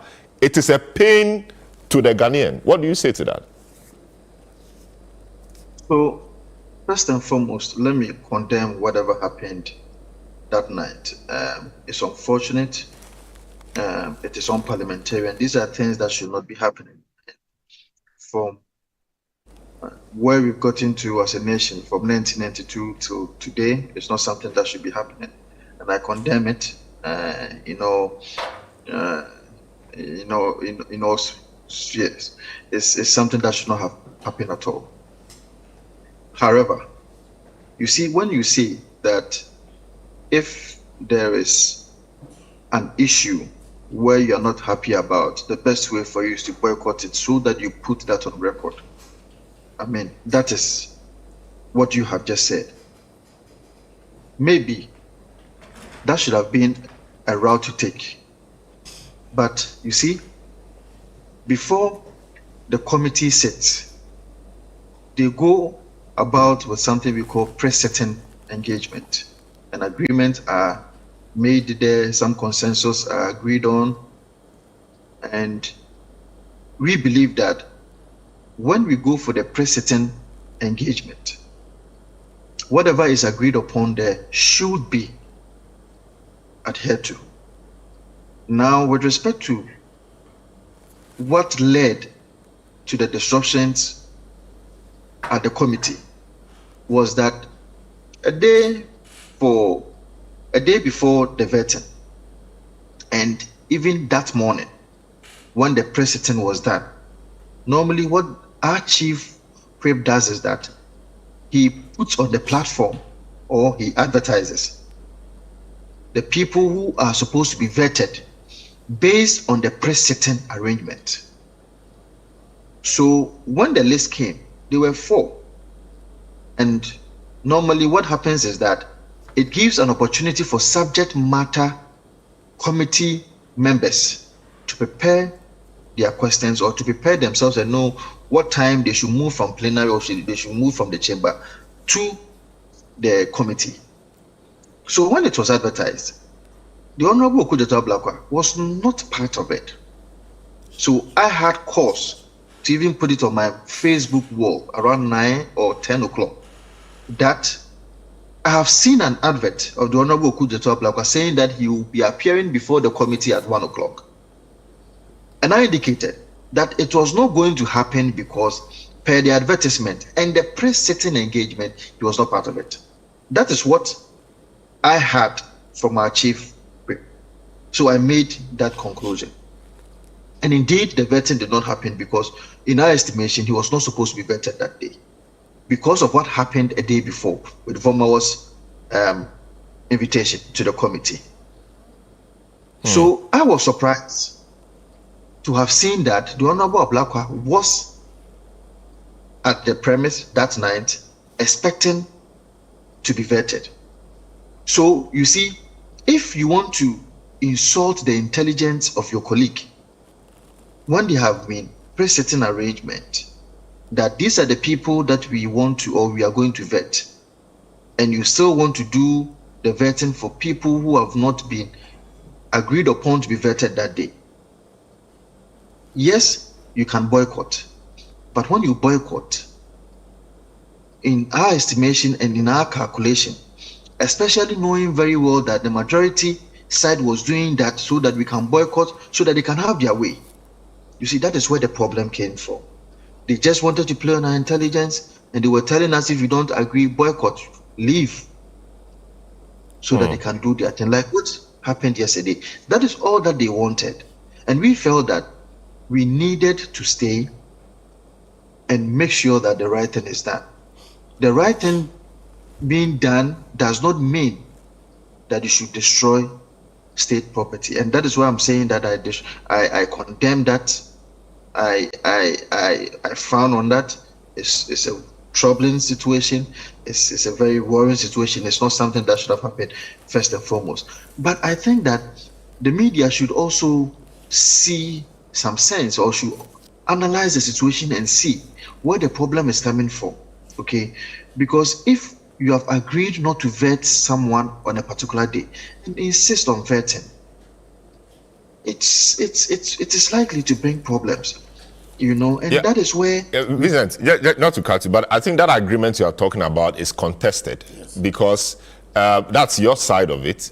Their side of it also says something else. And indeed, at the vetting yesterday, you saw Okudzeto Ablakwa read from his letter of invitation to him which meant that the day you are saying you agree not to vet him, he had a letter written to him by Parliament, by the committee, to appear on that day. So where was the agreement? And indeed, we in the media also got a schedule a day before that day. So I'm not sure where the agreement was, because we had a schedule. So I'm not sure what the agreement was. That's where the problem is coming from. Okay. Yes, there was an invitation to him, and unfortunately, because I'm not a member of the committee, a member of the committee, not a subject member of the, because if I was a member of the committee, I would have raised it and resisted that attempt by Okujeto to whitewash himself, because the matters were not put into proper perspective. And of course, you had the chairman also acquiescing to whatever was said by the Honorable Okujeto. Yes, an invitation was sent to him to appear before that day. But don't lose sight of the fact that there were other unexpected situations that did not allow the vetting vetting to have happened at the time that was given to the Honorable Okujeto Ablakwa. And that's what I'm saying, that there was a pre-sitting meeting that morning, and he was not scheduled to appear. There were other unexpected things like the Vomawas issue and other things that dragged the sitting. And so it is not contestable that the Honorable Okujeto Ablakwa was given an invitation to appear that day. But it is also not contestable that there were other surrounding issues that did not make the time that was given to him probable for him to appear before the committee, which the pre-sitting engagement dealt with, communicated to him. But of course, because that situation, because they had already made up their mind that whatever be the situation, he will have to be vetted. So he was brought there to be vetted, even when the pre-sitting engagement did not allow him to be vetted that day. So that's where the problem is coming from. So unfortunately, I was not a member of the committee. I am not a member of the committee. I'm a subject member of the committee. So I did not have space and the opportunity to talk at that time. But if I was a member of the committee, like Patrick Bowman is a member of the committee, then of course I would have raised it. What happened on the floor of Parliament there was disingenuous, was not the representation of the full facts. He just said those things to ask to whitewash himself. But the point is that in its entirety, the true story is that yes, one, he was given the invitation, but two, the circumstances that happened did not permit him to be vetted the time that he was given. The 1 p.m. that he was given, the circumstances around just simply did not make it possible, because you could clearly see, look at the time that we started vetting Sam George. Look at the time that we started vetting Sam George, and he was supposed to come about 2 or 3 people after Sam George. It was simply not possible. Okay, if you were given 1 o'clock, why were you not insisting that you be vetted at 1 o'clock? Because the pre-sitting engagement had already ruled out the fact that you were supposed to be vetted. Vincent, I get your point, but you see, the pre-sitting arrangement is what I want to clarify. At that meeting, are you saying that both sides agreed that we are not vetting Okujeto and even Kando? Because if it is an agreement, then what do? You have to write back to the person and inform him. The question is, was the person written to in respect of this new arrangement? And you are saying arrangement, but the other side is saying there was no such arrangement. So where do we sit? So and the other point is, it's a committee, it's a numbers thing. If you're unable to reach a compromise, what do? You vote. Is that not the case? That's how the rules say you should take decisions. If there is no consensus or nobody's compromising, that is what we have known. So all of this happening, it doesn't paint a good picture for you, and it doesn't make us also look good, because you are our representatives and we are not happy with that. To be fair, I don't have any evidence to show that he was written to. No, but he read a letter in front of everybody, and even your leader had cause to apologize to him after the press conference. No, I don't remember my leader apologizing to him on that. No, he did after the press conference. Mr. Chairman, listen, hold on. I'm saying that initially he was written to. When his time was varied, the pre-sitting engagement, as according to my chief whip, because as you rightly realized yesterday, I was a subject matter for Foreign Affairs Committee. Or I am a Foreign Affairs subject matter committee member. And so supposed to have been part of Honorable Kudeto Blackwell's vetting. And I am suggesting to you that the advert that was made on our platform was that the Honorable Kudeto Blackwell was not to have been vetted, or was not supposed to have been vetted the day that he himself advertised on his Facebook wall. That is according to my chief whip. So that means that if I had anything to do on the floor of Parliament or any other thing when Parliament closes, I could even go home. So it was on that basis that I had the courage to write on my Facebook wall that that vetting that he is talking about is not happening. Based on his assertion or based on his communication to me and the minority side, that his vetting was not happening that day. And I'm also suggesting to you that I do not think that knowing the number of people that was slated to be vetted that day, about 5 people per the information that we had on our platform, inclusive of Kofi Adams, Akando, but even Akando did not have opportunity to be vetted that day because obviously they were tired. I am saying that with respect to that, it was not true, or it cannot be accurate, that the Honorable Samoku Kudeto Blackwell was supposed to have been vetted that very day, knowing very, very well that the advertisement that was communicated to us on the minority side did not include his name. At least to be fair, that is the side of the story of our chief whip. The other side, we have another side. But you know, even after what happened, I was not able to even watch what happened after we left yesterday. But listen to my senior brother, Franklin Kutu. Even people who were not slated to be part of it yesterday were called upon to come. Within 5 minutes, they passed them. So it means that there was a certain agenda to, for lack of better words, to smuggle people to the vetting committee or the appointment committee to be vetted at the time that even it has not been agreed that people will have to be vetted. How do you sit from 10 o'clock and it's around 8, 9, 10 o'clock p.m. in the evening and you still want to push people onto the vetting committee to vet them? Why? Are you not even interested in members of parliament planning and, if you like, preparing adequate questions to bring out the best in our people? And so this was our point. So even assuming without admitting that he was scheduled to have been vetted that time, was it not a reasonable excuse, or was it not a reasonable argument that the time that the Honorable Kudeto Blackwell was supposed to have appeared before the committee was so late, and members of parliament on the appointment committee had sat for so long, they were tired and they couldn't have done a proper job at the time. So that is what I think is, well, as I said, it's also an opportunity for us to be able to make sure that we can amend our standing orders and have a proper regulation as to how some of these approval processes in terms of the vetting that we have can be done. Very well. I know you have to go, but just hang on for me. I'll take a short break. I'll come back and then we'll deal with the discussion.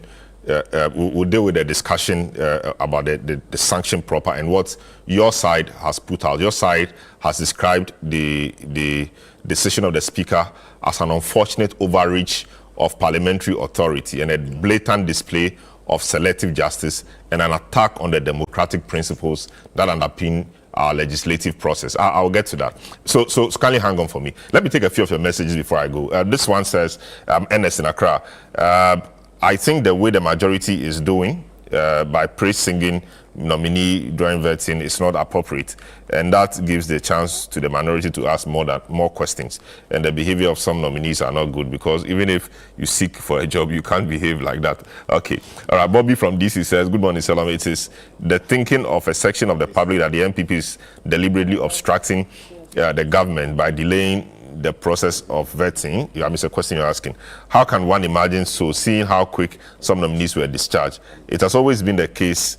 The floor of Parliament has always been the appropriate place for fact-checking. I'm disappointed in Jerry Ahmed Roxin. Okay, these are two. Okay, Jerry Ahmed and Roxin. The chairman must also be tolerant and toned down.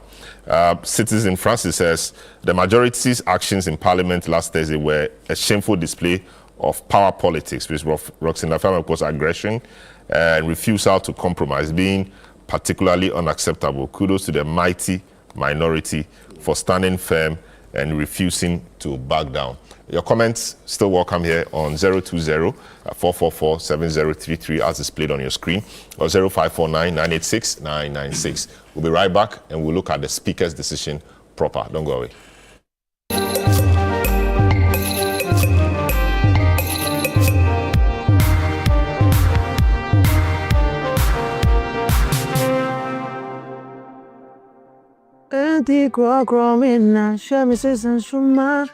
Yo, what's up? So the name is Akwabwa, and finally, it's another year.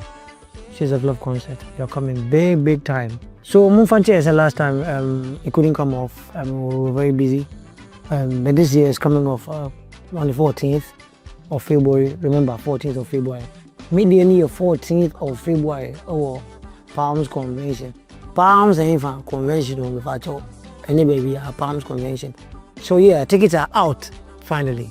It's out. So I need you all to get out there, grab your tickets. Saturday night, I'm last minute, I'm about to So I'm urging everybody to grab your tickets. And then come, let's have fun. I've got so many surprises for you. You know how we do it. We barely talk about the musicians, but then when you come, you enjoy yourself to the core. So I can't wait to see you out there. Like I said, I'm sorry for what happened last time. It's not going to happen again. The name is Akwabwa. Can't wait to see you. I love you. Remember, I love you.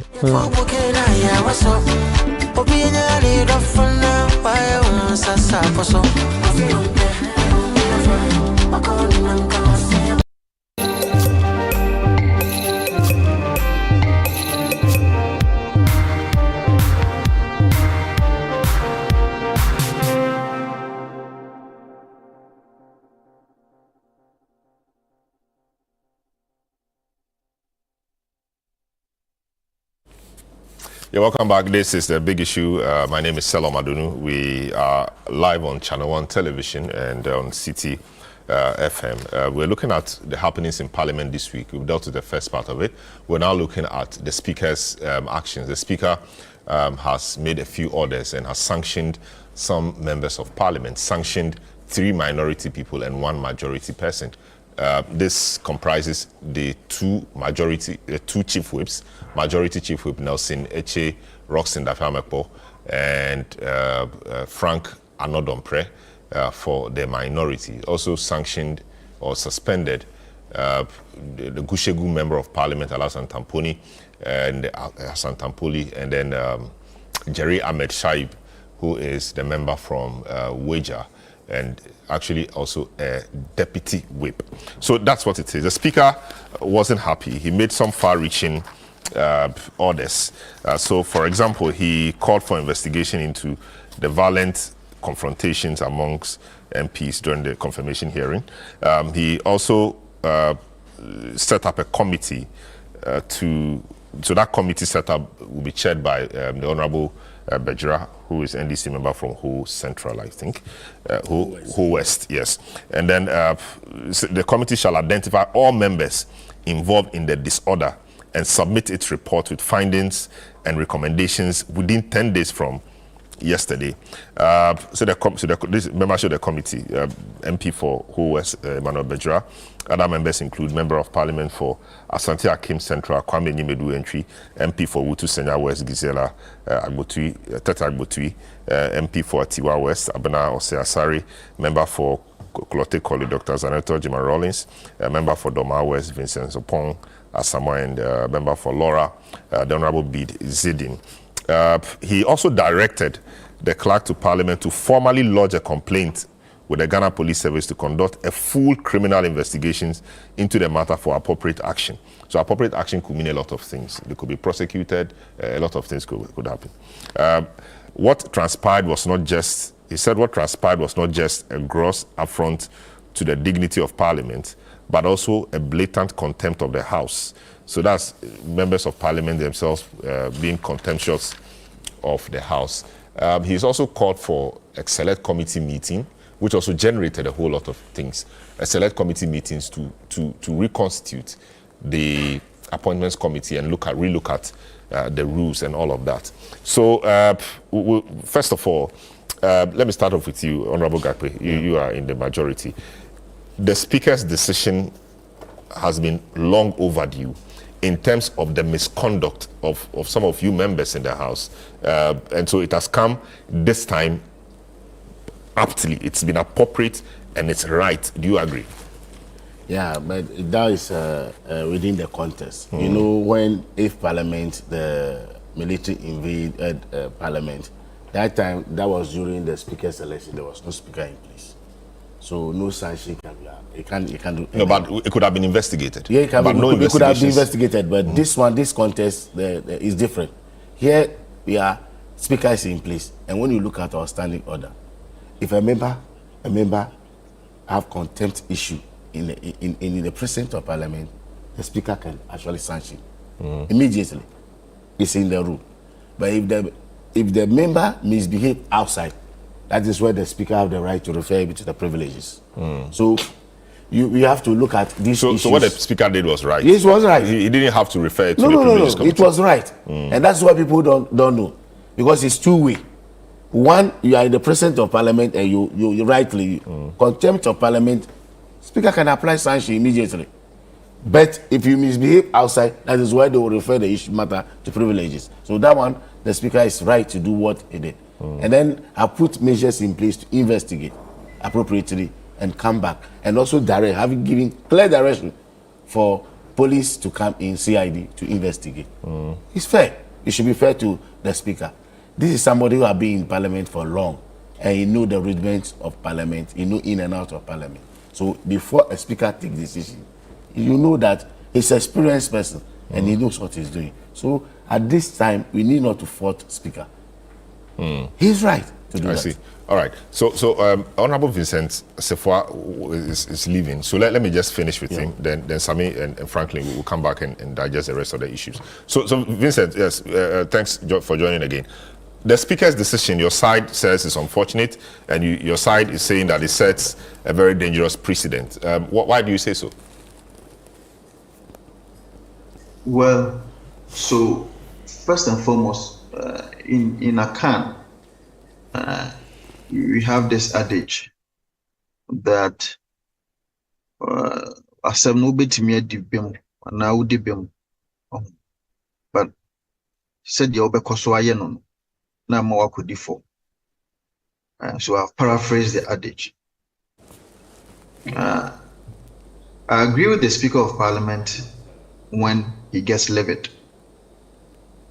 about what happened on the floor of Parliament or at the committee level.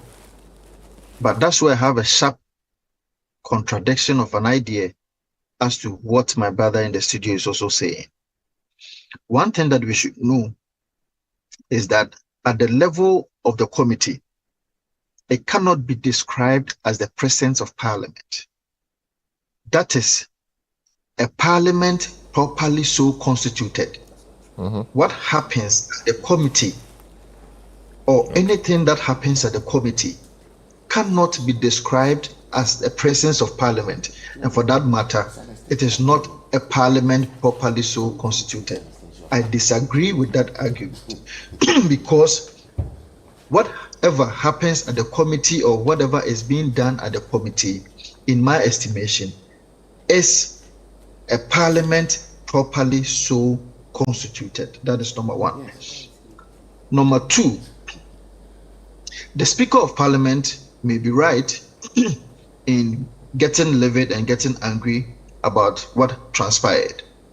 But the Speaker of Parliament, even in his own provisions that he quoted does not have any basis whatsoever, not in the Constitution of the Republic of Ghana, not in the Standing Orders of Parliament, and not even in the Parliamentary Service Act that he himself quoted.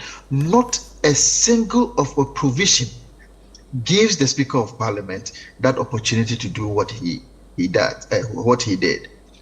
Listen, I will not advise any of the MPP side or any of the MPP members of Parliament that were nominated on the committee to ever step foot at the committee.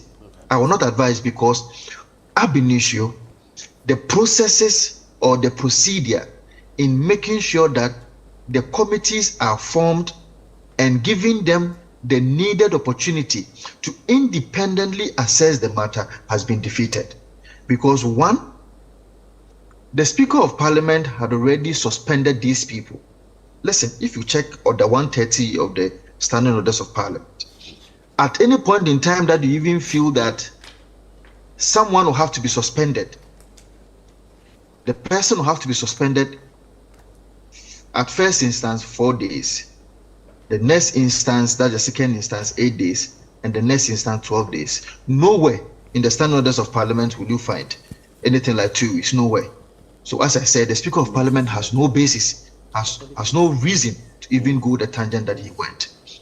Secondly, under no circumstance and in any of our laws would you ever find the Speaker of Parliament having the power to suspend people.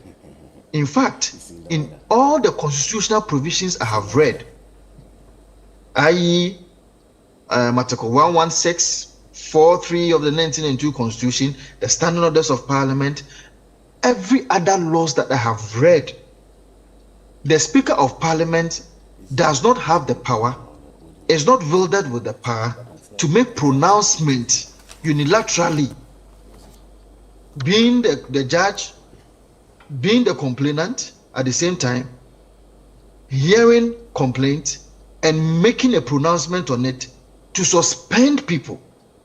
This has never happened in our country. This is alien to our laws. This is unacceptable, and this should not have happened at all. I am not in any way approving what happened, but I'm just saying that due process should have been followed. And in the absence of the due process, it makes nonsense of everything that you are doing. And that's why I said that in a can, but that is not how it was supposed to have been done. As we speak, we don't have a privileges committee. Of course, it is within our laws for the Speaker of Parliament to constitute any special committee in the absence of a committee to do the work of that committee. So that is okay. But why do you task the committee to go and investigate a matter, and yet you yourself have already hanged the people? There are a number of people in the video that should have been suspended. I will cite one example to you. Go back and check the video. The son of a Edwin Ketia was at the forefront, was at the center of this mayhem. Why was he not mentioned? It was the guy in jacket. Why do you do this? Why would the Speaker of Parliament present Parliament as a secondary school where the headmaster can take any decision whatsoever in the name of sanctifying Parliament? That is unacceptable. The Speaker of Parliament got it wrong, and I do so, and I say this with the greatest of respect. People will say he has stayed in Parliament for about 30 years and over. You are just a young lawyer. He has been in a place. If you have practiced law for about 30 years, does it mean that the young man who also completed law school cannot have a mind of his own to critique certain things that are done? But to me, in my understanding, as far as the constitutional law of this country is concerned, cannot do so. Why do we do this ourselves? Why would the Speaker of Parliament go this tangent? Go and check Article 19 of the 1992 Constitution. Article 19. Article 19 talks about fair hearing. You have suspended these people without hearing them. I see. Great. You have suspended, just a minute, I'm ending. You have suspended these people without hearing them. The same chapter 5 of the 1992 Constitution also talks about the fact that persons are supposed to be deemed to be innocent until they have been heard and they have been hanged thereon. None of these has been done, and you are suspending them. Look at the disgrace that you are giving to these people, even though some of the actions that we saw there is already disgraceful. But of course, they have families. For family members to hear, oh, their MPs or their family members. But the family members would have seen their fathers and their relatives fighting on live TV when we send them there to go represent us. It's okay. Go through the proper procedure so that everybody will know that indeed the right procedures have been followed for such people to have been hanged. What has happened? Great. I see. Shameful. Very well. And it shouldn't have happened. So beyond issuing this statement, can you share with us what the minority will do? Will you go to court to quash the orders of the speaker? What will you do? What's next for you? We have a number of options at our disposal. Like what? We cannot throw our arsenals here now. Just give us some of the options. I'm not saying give me the specific thing you will do, but what are some of the options here? You can go to the Supreme Court to ask for an interpretation of whatever has happened. You know, these persons who have also been affected themselves can also go to the court. As I said, we have a number of options available to us. But what has happened? You, the media, please, Selorm, your people, you know what the law is. It is available. Please, what the speaker himself quoted in his statement or his communication to the House, please, just what he himself quoted, check and see if there's any basis for him to have done what he did. People should speak up. These things cannot be happening. I see. I'll let Sami come. Sami has a... Because you indicated that the honourable member for Tafu would be leaving us. Yes. I think it is important to put a few things into perspective, right? So because there are a few things that have been said, which for the benefit of our viewers and listeners, it's important to put in context. Now, the parliamentary precincts, of course, includes chamber committee sittings, you know, the entire, and that's how the standing orders of parliament defines what the precincts of parliament is. So if it's in a committee meeting, if it's it's a a committee precinct of meeting, parliament. it's still precinct of parliament. In fact, if it's at the Independence Square, because parliament has been moved to the Independence Square, it is the precinct of parliament and whatsoever. Now, within the precincts of parliament, when a committee is sitting, the rules as applies to a committee is literally, I like to term it's a micro parliament of parliament, so that all of the rules that applies in plenary applies there, except that there are some exceptions which have been clearly defined by the standing orders of parliament, and so orderliness in at committee and all of those things. Now, Mr. Speaker, in his ruling, and I agree in part that there are a few things that are happening with the ruling he gave yesterday, which would not ordinarily have happened if we're in, maybe for the want of a better word, normal times. We don't have a committee on privileges and immunities, but the standing orders of parliament provides for disorderly conduct. Order 130. So what does Order 130 say? Just for the benefit of our listeners. 130, and before you even get to 130, there's 129, which talks about disorderly conduct. Disorderly conduct is where a member of parliament, so it's quite maybe for the benefit of your... So a member, minister or deputy minister engages in disorderly conduct where the member, minister or deputy minister persistently breaches these orders or the standing orders of parliament. Despite Order 1233, and 123 is the orders that relates to contempt, you know, proper. Where the speaker calls the attention of the House to the conduct of a member, minister or deputy minister who persist in irrelevance or tedious repetitions other than arguments of the member, minister or deputy minister or of the argument used by another member in a debate, the speaker may direct the member, minister or deputy minister to discontinue the speech. Then it goes on to talk about the speaker may order a member, deputy minister, minister who conducts in persistent disorderly acts to withdraw immediately from the House during the remainder of a sitting of that particular day. And then it also says that where the member disregards, that's the speaker's ruling for withdrawal, the speaker may invite the marshal to take you to essentially take you out, right? Where the speaker considers that the sanctions under this order is inadequate or are inadequate, the speaker may name a member of parliament. And in parliamentary parlance, to name a member of parliament is a very higher level of punishment. So your name is being specifically mentioned, which means that you are being taken to a different realm, so to speak, where now a motion will have to be moved that that particular member be held directly under contempt of parliament, right? Now, the summary of all of this is but he's saying that the 10 days and all of that is yes, and so I'm going to come to that. That is at 130. 130. Okay. So 130 says that where a member is found to be in contempt of parliament under order 129, and 129 is the order about disorderly conduct, the member shall be suspended immediately from the House, and unless the House otherwise decides, the suspension shall be on the first occasion for 4 sitting days, and 4 sitting days is 1 week, because Parliament sits 4 times ordinarily in the week. On the second occasion for 8 sitting days, and on the third occasions or subsequent occasions for 12 sitting days, except that in calculating the period of suspension of a member, the days on which the member was suspended shall be included. And unless the House otherwise orders, the period of suspension shall not extend beyond the end of the session. Now, the point let me interrogate this. They said the House is not the speaker. I agree. And it said found to have been in contempt of parliament. Yes. Found means that there should have been a process that will culminate in the guilt, quote unquote, of that person. Yes. But I think the point they are making is that this was an arbitrary decision. And so by I am driving to the point speaker. that this provision that Honorable Asifua quoted is not the provision specifically, in my opinion, that was used in the decisions of the speaker. Okay.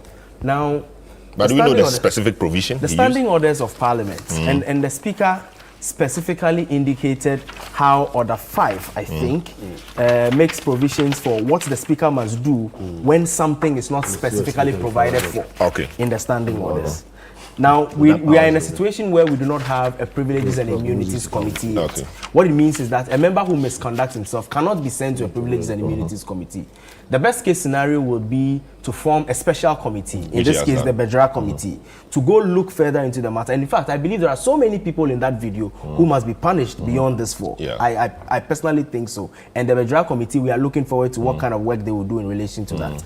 But where there is not a specific provision in the standing orders, or there is ambiguity, the rule says that the speaker will determine it as appropriate. And if you're a member of parliament and you have a problem with it, you challenge it by way of a motion.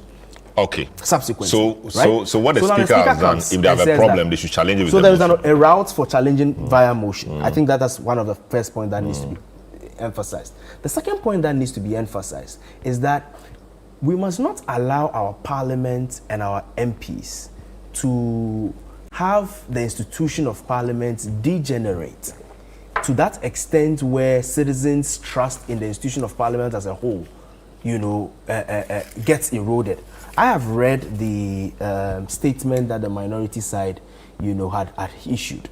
And of course, they've described some of the issues in different forms. You have read some of the descriptions. They say it's an unfortunate overreach of parliamentary authority by the speaker, is an attack on democratic principles that underpin the legislative principles. And then he even described the destruction of the properties as minor property damage.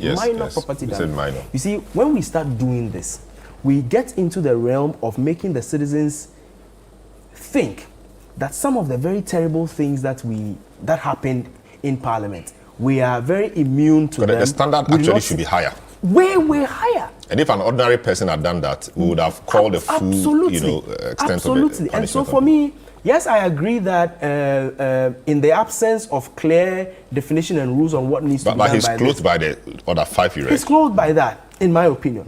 And for which reason, I think we should start looking at it more from how are we going to also have the other sanctions or the other angles implemented to the latter.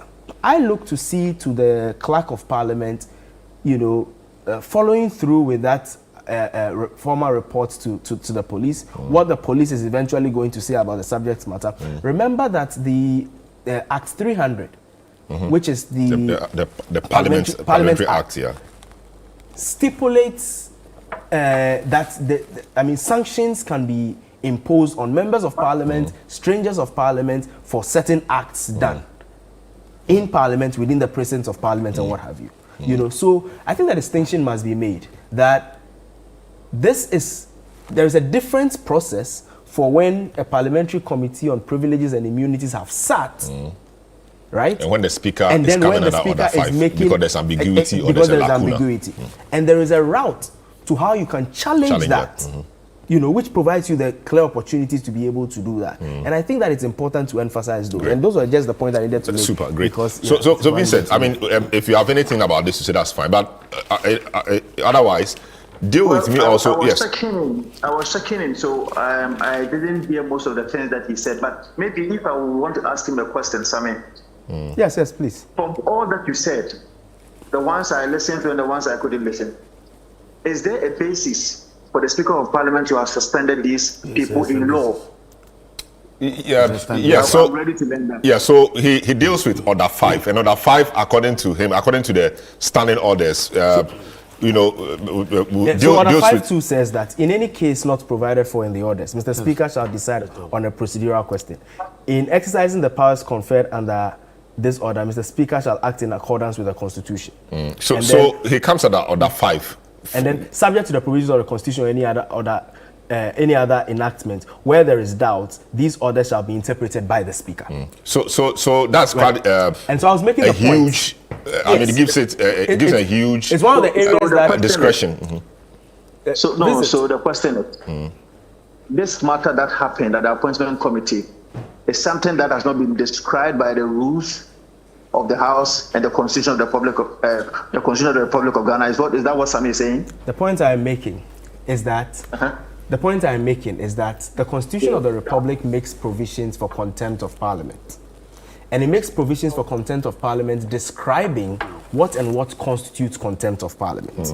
Now, the standing orders now steps it down to indicate that when you are found or deemed to have been in contempt of Parliament, there is a parliamentary committee that you are supposed to be sent to. But that same standing orders also makes provisions for what can be done to you as a member of Parliament during the course of a sitting of Parliament, and by extension, a committee sitting of Parliament. Hold on. When the Speaker of Parliament in his ruling says that there is no privileges committee, listen, there is no privileges committee, and for that matter, I am setting up a special committee. Please, what is the purpose of a privileges committee? The privileges committee is to ensure that some amount of hearing is done for purposes of contempt. Is that not the case? Correct. Is that not the case? Correct. So you cannot impute any other meanings or intention from the Speaker of Parliament in this circumstance, because his purpose is to refer the matter to a privileges committee, which privileges committee is not established as we speak. Yes. And so he is forming a special committee in place of the privileges committee. So let's get that clear. Yes, and I'm saying that there are two layers to this. There is the privileges aspect of it, for which a special committee has been set up, and there is that opportunity that exists for a presiding officer in the Chamber of Parliament to be able to exact sanctions at the time of a sitting, or when an information is made available to him in the absence of the whole privileges process. Because for these members of Parliament, they have not been sanctioned because they've gone to a privileges committee and a privileges committee or any other special committee has found them guilty. But because they have so this provision orderly is a stopgap measure to help resolve the matter in the meantime. Absolutely. Whilst the special committee and the reason why reason why we think that it is appropriate, and especially as it has whipped in line for me leaders of the House. Viewers understand what is happening. Let us address the special committee as a privileges committee. Is that okay? Because that is actually what the special committee is meant to do. Is that not the case? The special committee should be a fact-finding committee. Absolutely. Come up with so the special committee there's an absence of privileges committee. Is that not the case? Exactly, and makes recommendations. Take your time. So it's fine. So now, for purposes of this discussion, let us understand that this special committee is the privileges committee because it has been set up in the absence of the privileges committee, right? It's an ad hoc committee. The law makes the standing orders make room for that. Ad hoc committee. Yes, so I'm just saying that from what the Speaker of Parliament said, the special committee is in place because there is absence of privileges committee. So I'm saying that in the absence of this, for the purposes of this discussion, the special committee should be seen as a privileged committee. And I'm suggesting to you that under the Constitution of the Republic of Ghana and the standing orders of Parliament, what are the duties of the privileged committee? This is how we should look at this argument. Don't even go to 5, because in his own ruling, he has set up a special committee to do the work of a privileged committee. No. Why then do you go ahead to hang people when the committee is even about to start its work? And from what Sami also read, I see the point of where everything is about present continuous. Okay, whatever happens in Parliament or on the floor of Parliament, the Speaker of Parliament can mete out sanctions to the person and all those kind of things. But this is something that happened at the committee level, where the Speaker of Parliament was not even there to make those sanctions immediately. It needs a fact-finding opportunity for us to find out what really transpired. That is why I only cited one person to you, that the son of Asiedu Nketia, in the video, did you see or you did not see? He was at the center of everything. Why do you sanction some people and leave some out? So it is my contention that irrespective of how my brother Sami may want to go about this and make it look as if that at one breath, it look as if the Speaker of Parliament has the power to be able to do so. I disagree to the point that it is a bad precedent that the Speaker of Parliament is setting. And this precedent, if we allow it to stand, will come back to haunt us one day. We will give the Speaker of Parliament so much power to the extent that the Speaker of Parliament can do anything that he wants. Even tomorrow, if I get to Parliament, the Speaker of Parliament can tell me that based on Order 5, you are no more a member of Parliament because you have done so and so and so. We should not allow that. The Constitution of the Republic of Ghana, which is supreme than any other law, like the standing orders, and if you check Article 11, it gives you the sources of law. The Constitution of Ghana, as far as its supremacy of it is concerned, tells you that the standing orders that is emanating from the Constitution, that is Article 101, is just a subsidiary law of the Constitution of Ghana. So if the Constitution of Ghana says that Article 19, hear people before you can condemn them, why do you use Order 5, which is a subsidiary law, to topple a constitutional provision? If the Constitution says that, Chapter 5, people are supposed to be innocent before they can be seen to be guilty after a certain process has been followed, why do you use Order 5, a standing order, which is a subsidiary of the Constitution of the Republic of Ghana, to say that such people are now supposed to be, as it were, be suspended? It cannot be the case, and that is not constitutional law. That cannot be law. This is arbitrariness.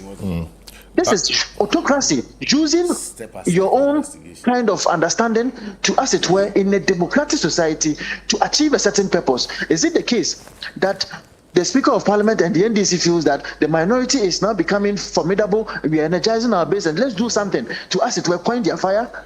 This is politics. Let us not do that. I see. Vincent, we are grateful. I mean, we are grateful. But Sami, Franklin is there. Franklin, we are both learning. We are not parliamentary people, but we are both learning. So how about the thinking that the orders specifically provide for this? Set up a committee if there is no privileges committee, etc. So once the Order 5 has provided for it, or I mean, Order 130 or so is provided for it already. Order 5 says that in any case not provided for in these orders, but an order is provided for it. Okay. So once an order is provided for it, how about you go with the order? Yeah, so there were different layers of the pronouncements that Mr. Speaker made yesterday. One is the setting up of the committee. And let me read exactly what he said at the time of setting up the committee. He says, consequently, the following emergency measures are to be taken with dispatch. A, in the circumstances of the absence of a Privileges and Immunities Committee, a 7-member special committee shall be constituted under Order 5 and 20 Rule 4 to conduct a full-scale investigation into the events of yesterday and this morning. The committee shall identify all members involved in a disorder and submit its report with findings and recommendations within 10 days from today. Any member found culpable shall face the appropriate disciplinary measures as prescribed by the Constitution, the Parliament Act 1965, and the Standing Orders of Parliament. Then he goes ahead to name the members of the committee. So this is in relation to the absence of a privileges committee, right? He invoking the standing orders provision for the need for ad hoc committees, and the fact that Rule 5, Order 5, allows for the formation of a special committee to deal with the matter because it has not been provided for specifically. So that is it from that side. Yes. The other argument is that the punishment the Speaker can exact is suspension. If all these privileges come, all of those things, the punishment, he cannot sack somebody from punishment forever, from Parliament forever. He can only suspend 4 days, 8 days, 12 days maybe. And he has suspended him for 10 days. He has exacted the punishment already, even without hearing from the people and all of that. And so I'm trying to create the distinction that there is that opportunity created for the hearing, for the fact-finding by a special committee. The special committee. Then there is a different layer of the 4. So if the special committee now recommends that they be suspended for 4 days, but they would have served 10 days already, would that be fair? Would that have been fair to them? No. So I think that we need to. Because my point is, it's not as if the Speaker could do other things. Let's say dismiss them from Parliament. He cannot do that. I mean, jail them. He cannot do that. The only thing he can do is to suspend them 4 days, 8 days, or maybe 12 days. And he has gone ahead to exercise his powers already. For which suspension the standing orders of Parliament provides for and gives that power to Mr. Speaker, even in the absence of a privileges committee's findings in normal times. So we are having a sitting. The honorable member for Channel 1 constituency misbehaves. Mr. Speaker says, please, you are misbehaving. He does not comply. The orders allows Mr. Speaker the opportunity to send him out from that particular sitting day.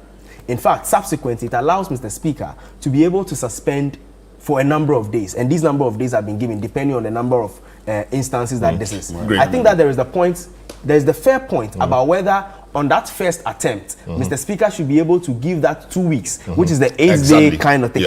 All of those conversations are there to be held. The extent of the punishment, whether the punishment was adequate for the kind of offense that is perceived to have been committed and what have you. But that is very different from an argument that Mr. Speaker cannot exact I'll come to you. Franklin is just a spectator now. Let me speak to Franklin. Franklin, I mean, all of those things happening. What's your thoughts in the midst of all of it? Do you think Speaker was heavy-handed right from the outset, or you think it was apt? The interpretation of the rules is appearing to be creating issues. I mean, what do you think? Hello, Franklin. Oh, okay, Franklin is not here. So let me come to you, but I will take a break just after you, so quickly. So in case, let's say in an organization, let's say your station, Channel 1, somebody have embezzled money, and then the management asks him to step aside for investigation. It's normal practice. So what Speaker is doing, set aside for investigation. As simple as that. And which for a disorderliness, which is provided under Order 129. So disorderliness set aside for what? Investigation to be done. It's a normal practice. But the order set aside is not here. But the point I'm making is that the set aside, which is a suspension, is the only sanction the Speaker can mete out to the people. Yes. He cannot do anything apart from that. And he has done so already. So when they, let's say they are prosecuting people, they put them under remand. At the end of judgment, don't they even sometimes do that? So the Speaker will do that. Yes, Speaker, how will he do that? This is on the this is on the order you pay them. But the issue is that he's asking them to set aside for investigation. And then in the video, what we are saying, there are people in the video, me including me. When the tables were being turned down, we were protecting the table that they shouldn't do. We were pushing back that they shouldn't turn the table, otherwise they will damage it. And they continue to do it. So if they cite them for this, so be it, and allow the Speaker to do its work. If they have any challenges, they have any issue with this, they should go to court. It's simple as that. Okay, so let me read 130, Order 130 of the Standing Orders of Parliament on suspension of member for disorderly conduct. So where a member is found, and of course, Sammy read it, but let me just read it for emphasis. Where a member is found to be in contempt of Parliament under Order 129, the member shall be suspended immediately from the House, and unless the House otherwise decides, the suspension shall be on the first occasion for 4 sitting days, on the second occasion for 8 sitting days, and on the third or subsequent occasions for 12 sitting days, except that A, in calculating the period of suspension of a member, the day on which the member was suspended shall be included, and unless the House otherwise orders, the period of suspension shall not extend beyond the end of the session. 2, the Speaker shall call the attention of the House to the fact that force is necessary in order to compel obedience where a suspended member refuses to obey the direction of the Speaker to leave the House, and the member shall be forcibly removed from the House by the Marshal accordingly. So, I mean, these are all rules or provisions in the standing orders which have come to play. It does appear from the statement of the minority that this matter is not ending anytime soon, and that things may be happening. And let me ask you guys before I take a quick break. What is holding what is holding up the establishment or the setting up of the committees? Why can't we do that? Is it a difficult thing? Yeah, so you must know that as the new people are in, they have to do arrangement for registration for them. Registration how? They have to register as a member of parliament. But they've done already. They have done already.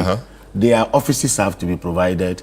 The sitting arrangements have to be arranged. But the offices, are they not there? They are there, but you have to allocate. They have to allocate. But whose job is it to do this? Is it not the leaders? Yes, it's the leaders. They are doing that. And then the sitting arrangement. Let's not make this difficult. Allocation of offices. Yes. Is it? Should it take more than one day? Yeah, yes.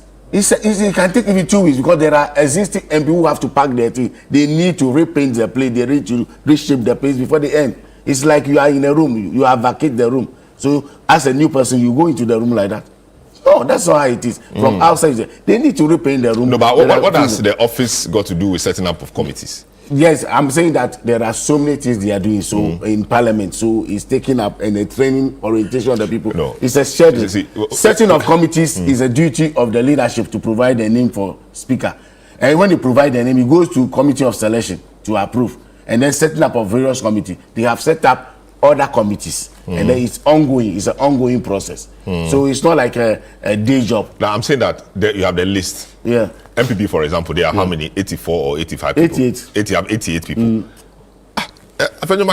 Another prayer, the squad, they sit down. Okay, these are the people, these are their expertise. Yes. Privileges committee. Yes. Okay, we need 3 people on this committee. 1, 2, 3, go here. They will do that, but Committee of Selection must meet.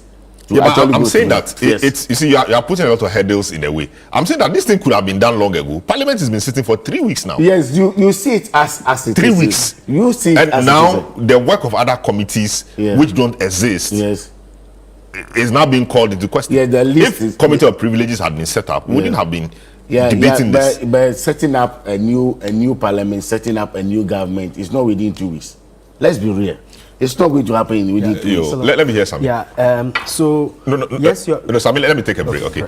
So this is the big issue. 97.3 City FM, also on Channel 1 Television.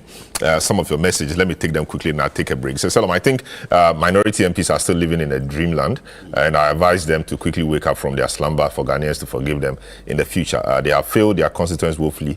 The attitude towards vetting of their colleagues is despicable. They are quick to delve into politics of bitterness and fairy tales. What is the question about the tenancy agreement and the food they eat? What does that got to do with the ability to perform their ministerial duties? Selorm Adonoo couldn't stand the Hardcastle of the Lady MFA. So he has decided to delve into realms of destructive politicking. That's Chris from Shale Botwe. This one from Ni in Bachuna says, good morning, Selorm, and your panelists. The issue of a Black West time for vetting. Apologies, some more messages have just come to displace this one. The issue of Black West vetting was as a result of an error on the part of the clerk of the committee. The said letter he is reading was issued by the clerk without the knowledge of the minority.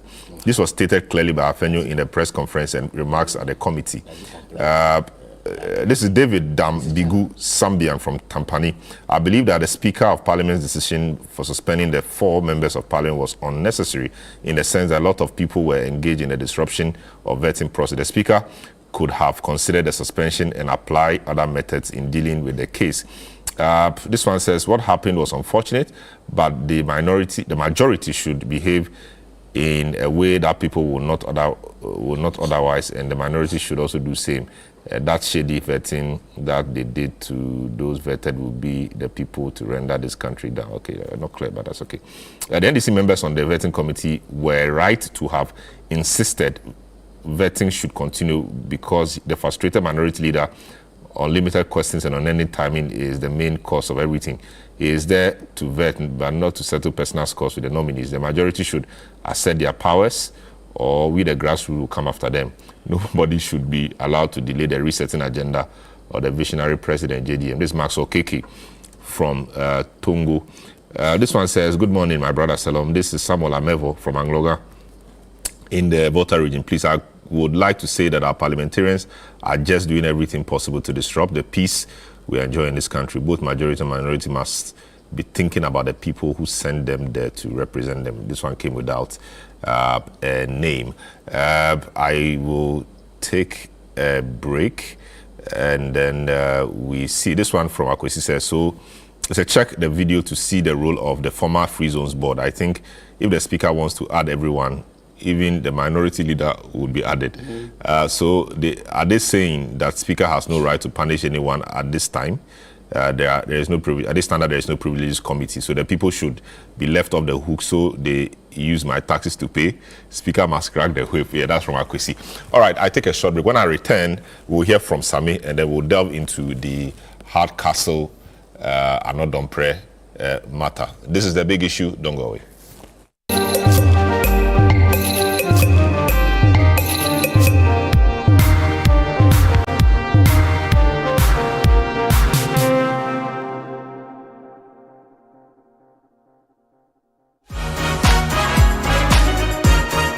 Little did they know that their actions would capture the nation's attention and make their star shine even brighter. This is the story of Swesco. I have this 20 Ghana for him. Yes. My dear, take this money. Keep it up, okay? Keep it up. Hi. Well done. Well done. The story cannot be told without mentioning the headmistress whose dramatic appraisal of her students set the internet ablaze. You've been trending. How does it feel? You know, yeah. It's not a thing from your era, if I can put it that way. So we're doing something that we do in our school. Right. When the students stand out. It's something that we try to do to motivate them. Is she truly as dramatic as they say? Let's find out. Are you dramatic? Well, for me, I am real. I am natural. So that's how I go about my things. Right. So if you see it as dramatic, if you see it You as should say this in literature, fancy. well, the man of me, Thank you. Set a reminder, and we'll see you this Sunday at 7 p.m. on the Upside Down Show, only on Channel 1 TV.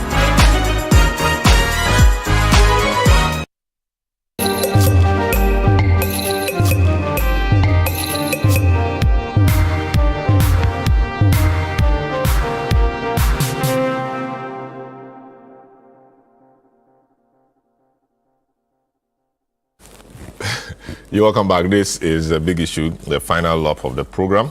A number of things has been happening this week, all parliamentary related. There was Bakavamawo, which is now almost, being swept under the carpet because bigger issues have come to dominate or have come to cover that one. So we are moving to the issue of Hardcastle. Victoria Emefa Hardcastle, acting chief executive of the Petroleum Commission, was in Parliament to give moral support to Dr. Eduardo Mani-Boama during his vetting as the president nominee for the Defense Ministry. In the course of that, there were issues, or even before that, there were issues. So I think there was a break, and within that break, there was some altercation between the minority chief whip, Frank Anodonpre, member for Selorm Adonoo, and Madam Hardcastle, where a few things were said and some words exchanged. But there was a particular word that was used that has become the subject of debate or discussion. Based on that, the Honorable Anodonpre, who is the minority chief whip on the floor of the House, asked the matter to be investigated or looked at so that the lady is hauled before the Privileges Committee for being contemptuous of Parliament. That is the matter. Of course, we understand that the lady apologized to the MP in question, but the MP on the floor of the House described that apology as lame. What is a lame apology? Is there a way the apology should be rendered? Should it be done publicly? Should it be done in the newspaper? Should it be done on TV? How should that apology be done? Should it be done before the committee? The people are here, they will tell us. So I'll start off with you, Sami. Of course, I know you have some comments from the previous one you may want to make, if that's fine. You know, so the matter, the Hardcastle matter, does it matter what the MP would have done to trigger a certain response, or the rule is that once you are in Parliament, you don't have to say anything ill of Parliament or of the MP, no matter the circumstances? Clarify that for us. Yeah, so just to start it off with the earlier bit about the formation of the committees, which you were interested in. I think it's one of the areas we are also very interested in and why the committees have delayed, except that Parliament has a certain procedure.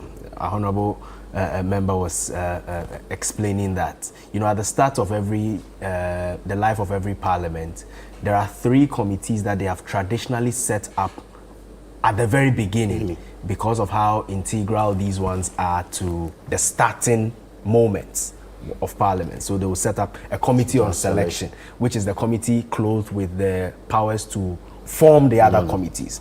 Then they'll set up the business committee because the business committee must set the business for every sitting day. Then they'll set up appointments committee simply for the purpose of making sure that vetting goes through. Then the committee of selection, which is chaired by the speaker, by the way, and has the leadership of both sides on there, now goes into the process of identifying each member, their skill sets, their areas of expertise, previous experiences, blah, blah, blah, blah, blah, and then puts them into the appropriate committees based on the formula that Parliament have determined. And the formula is usually based on the numbers that both sides, majority, minority, have, you know, within Parliament. This usually takes a bit of time, unfortunately. In fact, in the last Parliament, we're still within January. I mean, we just exited January. In the last Parliament, around this time, the committees had not been constituted. So it's not too strange. But except that this is a lesson for Parliament, that these committee of selection and its processes must be done faster because things can happen during this period, which you need committees of Parliament to be able to address. For example, even in the vetting process is supposed to have subject matter persons from subject matter committees. So now there's been compromises. The compromise has been that these people that are joining the vetting committee are not really from the subject matter committees, properly so-called. They are only considered as people who probably may go into those subject matter committees when they are formed. But subsequent vettings when they take place, when we have the committees established. So I think the majority leader in his business statement on the floor of Parliament yesterday emphasized that the committee on selection must expedite action in setting up the various committees so that every member of Parliament will know where they are on these things. So I joined the call in indicating that work by the committee of selection must be made quick. Now let's come to the occurrences that has caused the issues with Ms. Hardcastle. So first of all, it is important to note that this happened within the precincts of Parliament. You know, so an individual just like myself or you, who by parliamentary parlance will be deemed as strangers, come to Parliament. And a stranger, by the way, is anybody who is not a member of Parliament, a minister, deputy minister, you know, His Excellency the President, Vice President, you know, those categories who have access to chamber, you know, and engages in an altercation with members of Parliament. By general parliamentary privileges and immunities, these things are frowned upon the world over, right? That, I mean, within the presence of Parliament, or even outside of Parliament, that you have, while a member of Parliament is going about his official duty, you have these kinds of engagements. And so for something to have happened on the presence of Parliament, you know, captured by the cameras, an altercation between the two, it's certainly one that we don't necessarily have to encourage.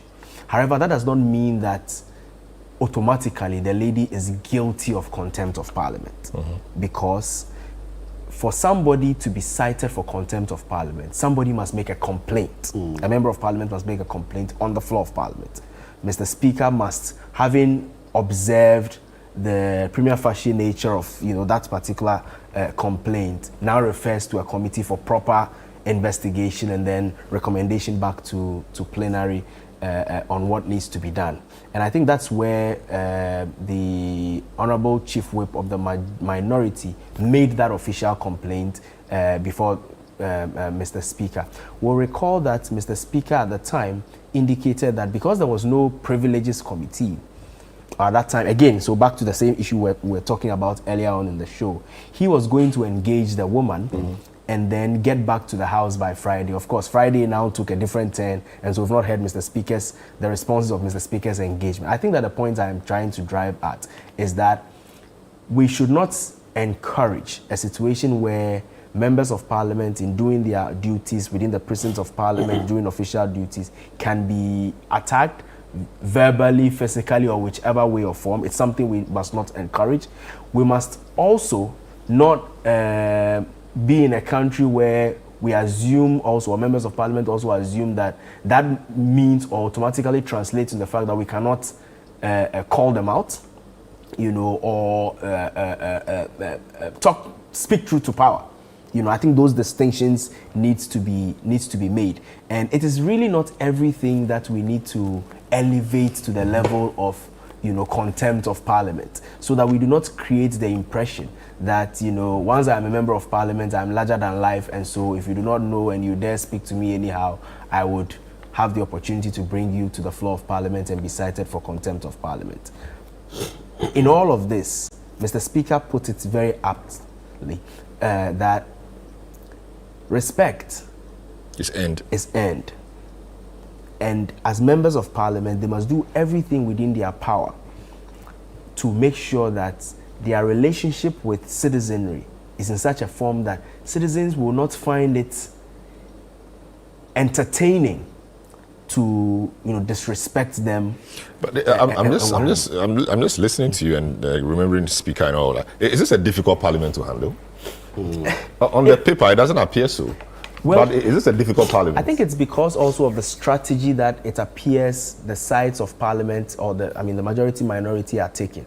On paper, this is not supposed to be a difficult parliament because look, a large majority, the difference is huge, 100 difference. And so ordinarily as a speaker or anybody chairing a committee, because at committee level also, the difference will be the same, 1/3 to 2/3 kind of thing. So chairing it, you just have to make sure that you are being a fair umpire, holding the balance, giving the people in the minority the opportunity to air their views, the majority to be able to air their views in the end. If there has to be a vote, if there is a consensus, ordinarily it's not supposed to be so.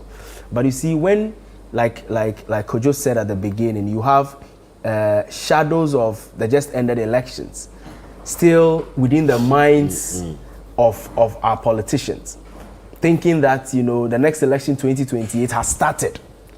The pre-election process has started, so every single thing is towards election 2028, where you have the intention to please their base, where you have a situation where members of parliament think that okay, we are in the minority, walking out will be a disadvantage to us because they will take the decision anyways, and so let's rather stay and disrupt. Where you have a majority who are also saying that, well, when you guys were in the majority, you would not have allowed us this opportunity, so if you stay and disrupt it, you will stay and we would face you boot for boot. Then right from the very onset, it creates a very toxic atmosphere, which must be managed with a lot of tact, a lot of experience, and a lot of cracking the whip disciplinary-wise. And that's why we commend Mr. Speaker for what he has done. Can the Speaker, for example, reiterate the fact that if you disagree with something, you boycott, or he can't say that? Well, Mr. Speaker cannot necessarily tell members of parliament how to... No, but I'm saying that vis-a-vis the disruption, because if we don't take care, we will not have a lot of things done by this parliament, even though the numbers look so. So, for example, if there is a matter on the main floor, we could see this disruption. If you don't do it this way, it won't happen because we'll be here. We won't allow it to happen. So we could be there the whole day. the more reason why Parliament must now start going into its toolbox of possible things that can be done. We must be seeing instances where members of Parliament are forcibly taken out of the chamber when they start doing some of these things. So if it's a collective decision of the minority that we are here, we will not walk out, but the thing will not happen.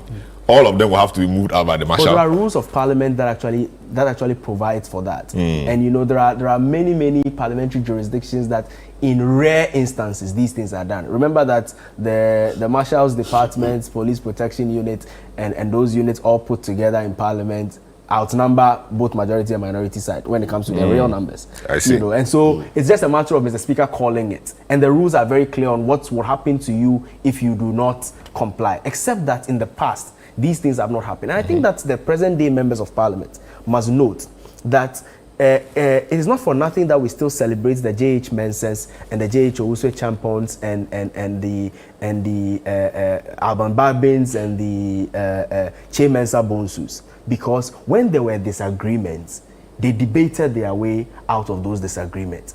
This new thought that when there are disagreements, we must show who's got the bigger macho must be disabused from the minds of members of Parliament. It is disrespectful to those of us who have elected them. It is disrespectful to the institution of Parliament, and it brings the image of the institution of Parliament to disrepute. And they must stop it. They must stop it. Yes, by all means heckle, because it's part of parliamentary processes. By all means filibuster, because it's part of, you know, parliamentary processes. By all means walk out. By all means boycott. By all means, you know, do some of these things that are legitimately accepted. But don't venture into areas that now makes for excesses. Because when you do that, those of us as citizens, to be able to keep the integrity, collective integrity of Parliament, will call for your head, will call you out. So I'll ask you, so we'll deal with Hardcastle, but you are somewhere in the middle. Of course, the majority leader's posture and the minority leader's posture must not be the same because they have different objectives. Absolutely. So what do you make of the posture of Afenyo Markin vis-a-vis the posture of Harun Eb, Mahama Yariga? So let me start with the Honorable Majority Leader. You know, as Majority Leader, you wear two hats, right? In this particular instance, you're Majority Leader because you lead the largest caucus, but you're also leader of government business. And as leader of government business in Parliament, your preoccupation is to ensure that government business goes through. Anyway, anyhow. And that's why you would find usually leaders of government business being the ones that are reaching out, trying to create calm, doing whatever it takes. And I heard him on one of the shows this week on your channel. Yes. You know, speak about the fact that for him, speak about the fact that for him, it's about the results. So if it means that he has to go appealing to you and negotiating to get the result, so be it. So that's the posturing of a majority leader. Now, if you have a minority leader, and so I see his, let me just conclude by saying that I see his posturing as perfect. In fact, I have come to respect him very much. In fact, Afenyo himself has said his diplomacy is at an all-time high. Come to respect him in these last few days, and I think the people of Ghana observe these things. And if it continues like this, you know, he probably. How does it balance that with the demands and expectations of the grassroots? The grassroots think you have overwhelming majority. So if it were the 137-1 kind of parliament, then yes, maybe you could be doing or saying those things. So show the grassroots but with your now, results. Over 100 difference. Yes. I mean, so the grassroots cannot understand that. Let the results do the talking. And you see, most times, if we would listen to the grassroots all the time, parliamentary business will not go on. And that is why I'm particularly sad for my very good friend, the Honorable Edafel, you know, for such baptism of fire within his first few weeks of being, or first few days of being a whip. I mean, I know him personally. We've engaged on many platforms. Smart gentleman by all standards, you know, but perhaps within the majority front bench, he's perhaps the firebrand. Okay, so people think whip, okay, but whip should have different approaches. It's a different depending on where thing you sit. altogether. But I think also that this process and exercise will help him reflect more and to learn more. Now, on the side of the minority leader, remember that the minority leader also, if he allows government business to go all smoothly, government will take a lot of shine, and every politician, especially the kind of politics we run in Ghana, is thinking about the next elections. So it has been traditional that minority leaders will have to have some level of destructive elements. And so you see Honorable Afenyo-Markin, and what he does really in the committee, sometimes you can even put it within the category of filibustering.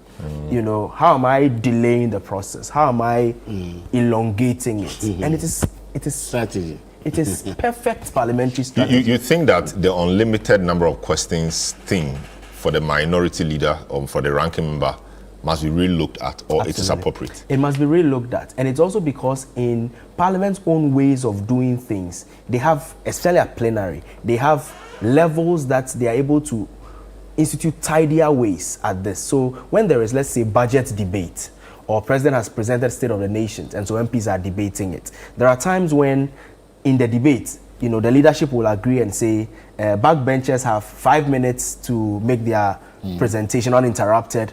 If you are relatively senior, you've got 10 minutes. If you are in leadership, 15 minutes or 20 minutes. And I think that kind of system must apply. So if you are a member of the committee and you are a subject matter expert on the committee, maybe 15 minutes. Within that particular 15 minutes, engage the nominee. If you decide to do long preambles and allow the nominee also to give long winding answers, those will be up to you because the timer is displaying. If you are just a regular member of the committee and you have like 10 minutes, if you are in leadership and you have 20 minutes, use that time. If in 20 minutes and you can ask 1,000 questions, just like we are seeing in the hearings within the U.S., you know, Parliament, so be it. But you see, if we go on this tangent of, for other people, 2 questions, 3 questions, for other people, unlimited, it becomes a bit problematic. And I think these are the kinds of things that Mr. Speaker has also observed and has called for. You know, in his rulings yesterday, one of the other things that he called for was that the Standing Orders Committee should also be constituted quickly, so that they go into the Standing Orders to look at the gaps in the orders so just around. after promulgating the new Standing Orders, they have to review it again. They may not necessarily have to review the Standing Orders. I mean, it's a living document. They don't necessarily have to review it, but they can come up with procedures, you know, internally adopted procedures to guide some of these things, including time allocation, including what you must do so that you are not being too overly combative when you are having some of these parliamentary hearings, including things like the inconsistencies even with the Parliament. On one day, you say that you come to apologize to the Honorable Gender Minister designate at the time because time is of the essence. We cannot go beyond 8 o'clock. We've been spending too much time, so let's push yours to tomorrow. Then in another breath at 11 o'clock, you say, let's still continue. You know, those inconsistencies must be dealt with. And then, before I come there, you know, the standing order, that is why we have a committee. It's a living document. As we go on, we keep on learning. Absolutely. And then, so it's a living document. That's why we have a committee for it. Otherwise, there should be no committee. Absolutely. So it's ongoing. Absolutely. And then, in addition to that, it's not like, you see, the grassroots feels that we have the norms, so we can choose to do whatever we wanted to do. But in politics, consensus. But you don't reflect that to the grassroots. You don't tell the grassroots. No, consensus is very good. Because no matter how micro they are, you must build consensus to move on. That is how Parliament is. So when you see our leader in government, diplomacy, in opposition, aggression. This is how it is. And so we shouldn't be voting MPP. It's a strategy. We do worse than them when we're in opposition. So that's their strategy, and they are living it up to their strategy. Their strategy is to disrupt. That is why during the 8th Parliament, they are raising quorum. You raise quorum. They have started doing that. Yes. But is it not disturbing that you have over 180 MPs and your members don't come to Parliament? That is another issue. Well, where do they go? Yeah, so that is why it's a duty of the chief to help the people to the chamber. That is why it's a beginning. It's a Parliament just beginning. You know, there a lot of new people are here. Now they are getting the rudiments of Parliament. It's not everybody. It's a process. You can be a professor emeritus, and when you come to Parliament, it's a new school. It's a new thing. You are going to learn. It's a new thing. So it's a process. The only way we can intimidate these people is to make sure religiously our numbers outweigh them. If our numbers cannot outweigh them, they will put impediments. They will raise quorum. Are you getting the point? So it is lie on us to make sure we, the members of Parliament on the majority side, attend chamber and do parliamentary work in the chamber. That's the only way we can beat their strategy. Talk to me about this immunity thing, the Hardcastle matter. So are you saying that if I come to parliament and you, an MP, yes, you provoke me, I can't tell you my mind? You can't, but what I'm saying is that every parliamentary committee is an extension of parliament. Every committee meeting, it is an extension of parliament. It's a mini parliament. And then when you look at Order 30, with your permission, let me read. An act or omission obstruct or impede parliament in the performance of its function of parliament. 2B says that obstruct or impede speaker, a member, or an officer of parliament in discharge of the duty of speaker, the member, or the member or the officer. C says affront to dignity of parliament, or tend either directly or indirectly to produce result referred to paragraph A, B, and C. This is simply telling you that in the chamber, so long as the committee proceedings are going, Adonoo Pre is a member of the committee. He is discharging his obligation. So in the parliament, anybody who is not a member of parliament is referred to as what? Stranger. Meaning you are a stranger, you are not part of that. It's like a local balance where the people have court society. If you are not a member of the court society, you can't go there. All the things they do is the only members. It's the same in parliament. So long as you are a stranger, you opt out, no matter the provocation, you can deal with the person with using another platform. The radios are there, other avenues are there. But president of parliament, any authentication, it will be referred, the person cite you to privilege, he will bring you to the floor because it's a strategy. That is why initially I called my sister that to be citing her for parliamentary privileges where her name will remain in the books, and then in future reference people will be saying you should do the needful and apologize for them, and the sleeping dog lies. But with this matter, people take beef with me. They are insulting me on social media and all that. Because we are rather protecting their image in parliament. Because they cite you, they will be referred to parliamentary. They will waste your time, they will be inviting you, and at the end of the day, apology can be asked from you or anything can ask from. And the parliamentary privileges committee, if they refer you and they file you culpable, do you know you can be jailed? You can be fined. There are other sanctions there. And that is where I don't want my sister to go. Are you getting the point? I see, but when you go to the privileges committee, it's vote, is it not vote? Oh, no. Parliamentary privileges committee is a committee of parliament. It can be vote, but that is not the end. It will come to plenary. It will come to the chamber. Worst case, it will still be vote when you get to the chamber. Yeah, it's still. And if my people have the numbers, you think your people when they come to vote, voting must not be on the basis of your people. No, but that's how we do it in Ghana. No, it's not like that. Otherwise, we would have had speaker. The scenario you had cited about if you go to the president of parliament and MP provokes you, I think that the tidier route is that there are processes that allows you to also make official complaints about these MPs, to be dealt with. So we shouldn't really. So the MP says we'll deal with you. Yes, so you report. That is what processes are there. You don't, because at that moment you are in the chamber. That's the mini chamber, and then a mini chamber is immune. You know is immune, and then we have to go. And that's the process. So people who are there, they should know that parliament, there are rules and engagement. See, for instance, Honorable Bernard here, for people who are insulting, because the rule says that the ranking member must have limited number of what. Questions. Very well. Thank you so much. The Honorable Kwame Jujoli Gakwe, MP for Keta. Earlier you heard, and of course, Samuel Obin, Executive Director, Parliamentary Network Africa. Earlier you heard Eko Vincent Asifua, MP for Old Tafo. Earlier you heard Dr. Kojo Asante of the CDD, and also Franklin Kujo of Imani Africa. Thank you so much for doing the viewing and the listening. My name is Selorm Adonoo. Catch you same time next week. Thank you so much for your messages as well. Have a good afternoon.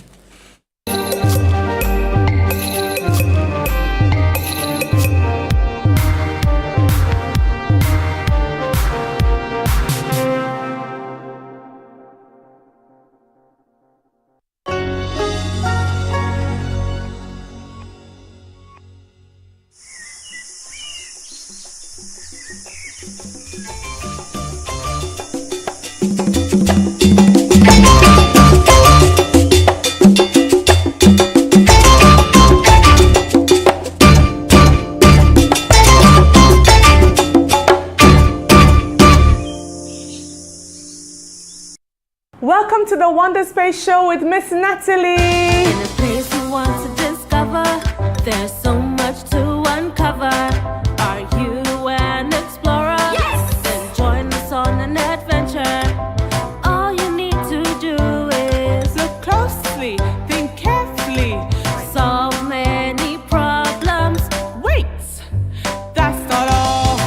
We are the Wonder Space Explorers.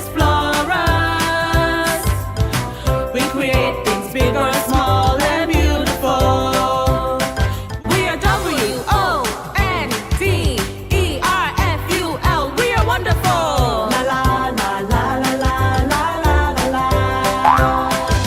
Wonder Space. Oh, hello. I was just trying to decide what to do with these plastic bottles here. Should I throw them away or not? What happens when the garbage truck picks these bottles up? Where does it go? Have you ever thought about where your waste goes? We all generate waste every day, from our schools to our homes to our lunchrooms. What is waste? Waste is anything that you throw away or get rid of. Can you think of all the waste your house produces in a week? What about a month? What about a year? What about your whole school combined? What about your schoolmates' homes and houses? Combined, that sounds like a lot of waste. But where does all our waste go? Depending on the country you're in, the waste might be handled differently. In Ghana, most of our waste goes to landfills. What's a landfill? A landfill is a big hole in the ground where garbage or waste is buried. Can you think of some problems that would occur at a landfill? That's right. We might run out of space to bury our rubbish or waste. Landfills can get really full and overflow. The smell around landfills can be very unpleasant. What else? When it rains, the water might wash the harmful chemicals from the dump or the landfill, and it will run into our rivers, streams, and oceans. That's not good. A large amount of our waste in Ghana is also taken to open dump sites. This might be land that's not being used, like old mines or quarries. You have piles and piles of garbage in the open. Now that doesn't sound very good, does it? What problems could occur? Can you think of any? That's right. When it rains or when the wind blows really hard, it can blow the garbage or the waste into our gutters. That blocks the gutters, and guess what? That can cause flooding. Some of the waste might also be washed or blown into the sea or our rivers or our lakes. Oh no! Think of all the animals that live in our oceans and our lakes. That's not good at all. At these open dump sites, people might also burn away the rubbish to make more space. Imagine burning all those piles of rubbish. Imagine all the smoke and gases and smells. That will not be good for our air. That is air pollution. So we have water pollution and we have air pollution. We don't want any of those things to continue happening, do we, Wonder Space Explorers? How we handle our waste affects our environment. Now, our environment is everything around us: air, water, land, our plants, our homes, schools, playgrounds, and more. If our environments are not healthy or safe, how can we be healthy or safe? So it's very important that we manage our waste properly. I'm sure you're thinking, Miss Natalie, I'm too young to make a difference. Wonder Space Explorers, you are never too young to change the world. You can make a difference starting in your homes or at school. Can you help me read these words that we have here? Can you? Reduce, reuse, recycle. We also have them here. Reduce, reuse, recycle. They all start with R. We have 3 R's. Let's find out what these R's mean. Let's start with the word reduce. What does it mean to reduce something? You make it smaller or less of an amount. So to reduce the amount of waste we produce or create, we have to think carefully.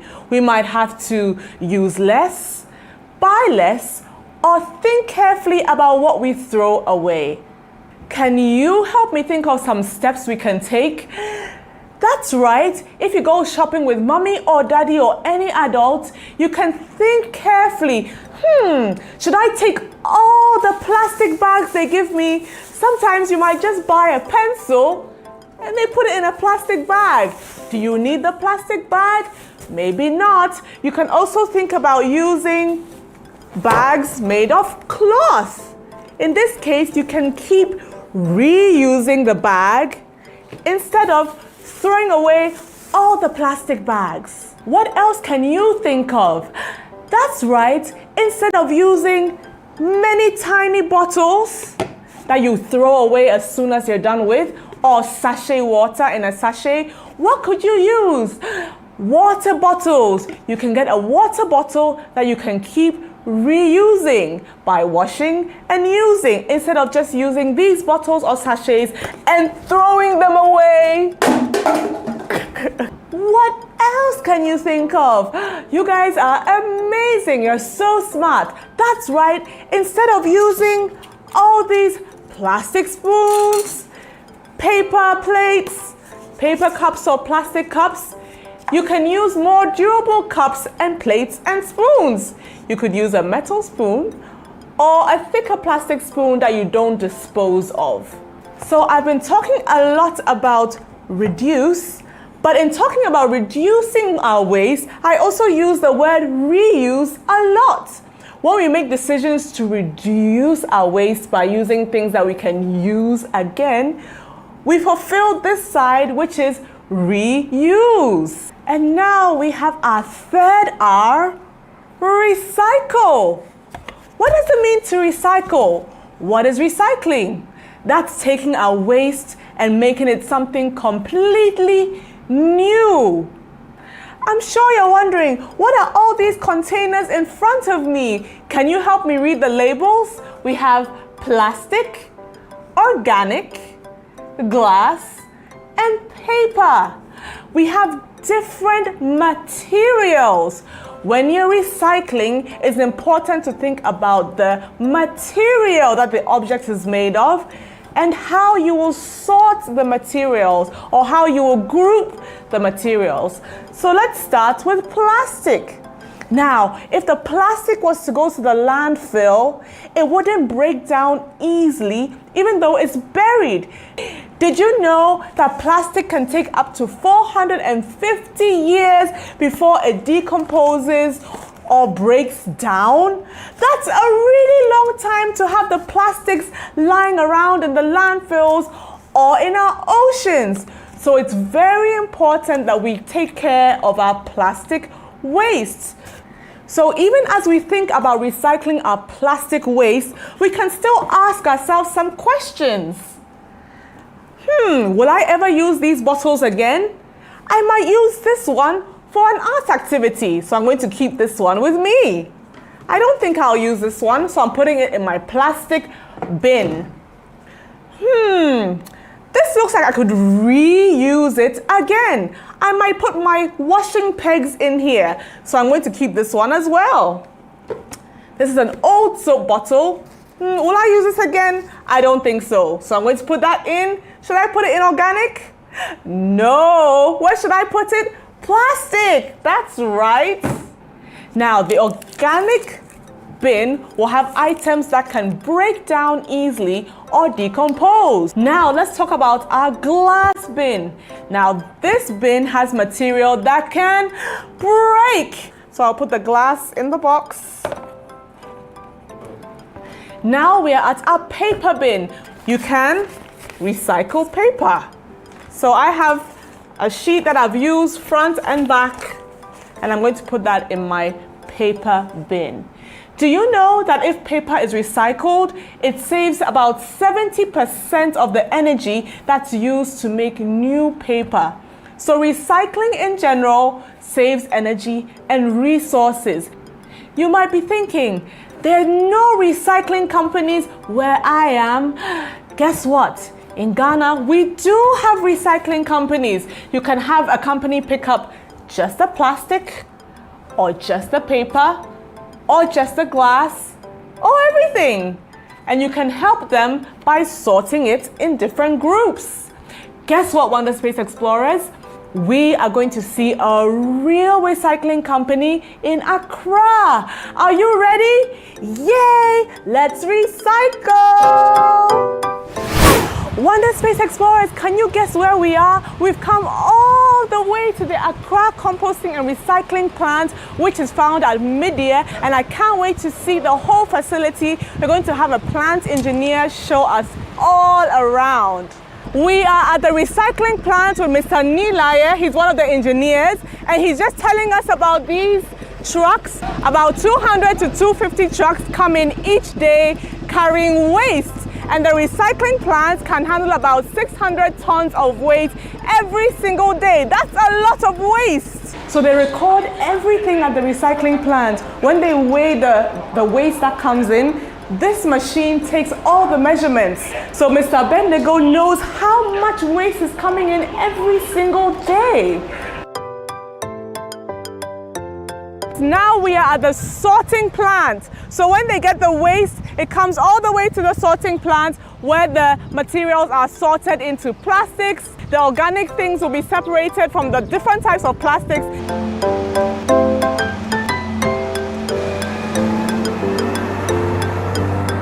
At the sorting plant, all the waste is placed on the conveyor belt. That's a lot of waste.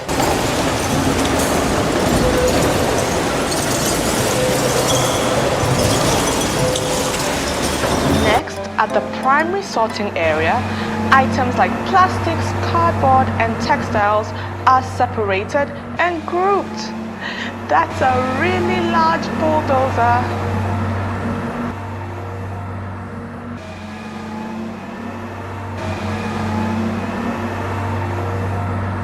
There are lots of conveyor belts and stairs. Why do they need stairs? Well, people have to make sure that the machines are working properly. They also have to make sure that there are no dangerous materials going through the plant.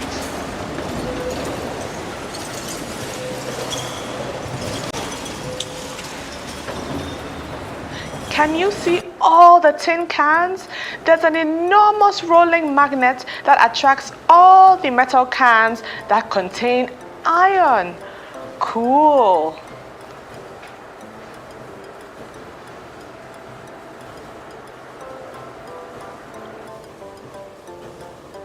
At the secondary sorting site, the plastic products are sorted into different groups. Why? There are lots of different types of plastics. At the recycling plants, they have a big chart that groups plastics into different categories. Not all types of plastic can be recycled.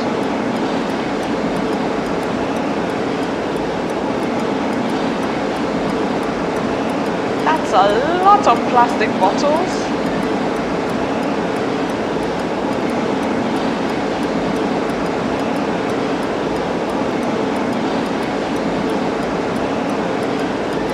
What are those? Okay, so at this section of the plant, the bottles you can see behind me are flattened and they are boxed into bales. Now these things might be shipped to other countries to form part of the textile industry. So it'll be used to make materials like nylon and other things. Let's find out more. The plastic recycling process is very interesting. We saw how the plastic is sorted. Now we're going to see how the plastic is shredded into flakes.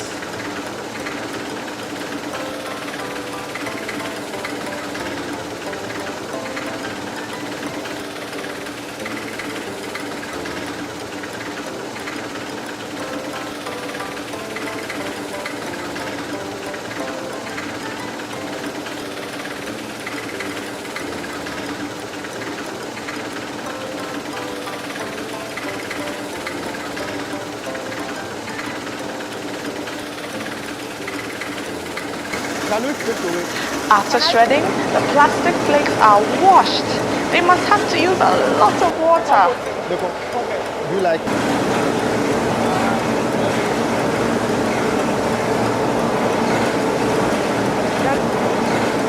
Do you know what's happening here?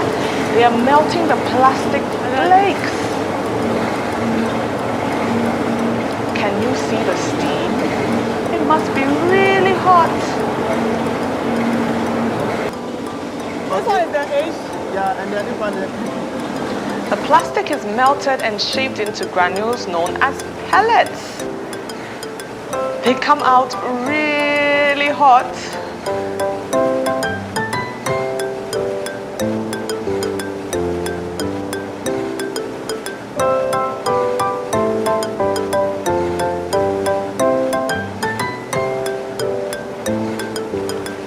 Finally, the pellets are bagged and sent to factories that will use the recycled plastic pellets to make new plastic products. Yay! Wonder Space Explorers, now we're going to see where the organic waste goes.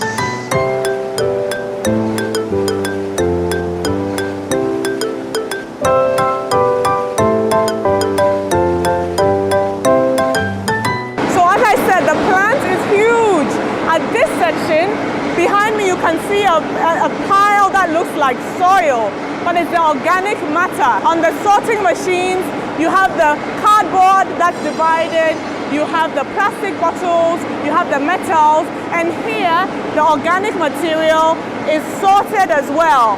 So once you have this, it's taken outside where the decomposition starts.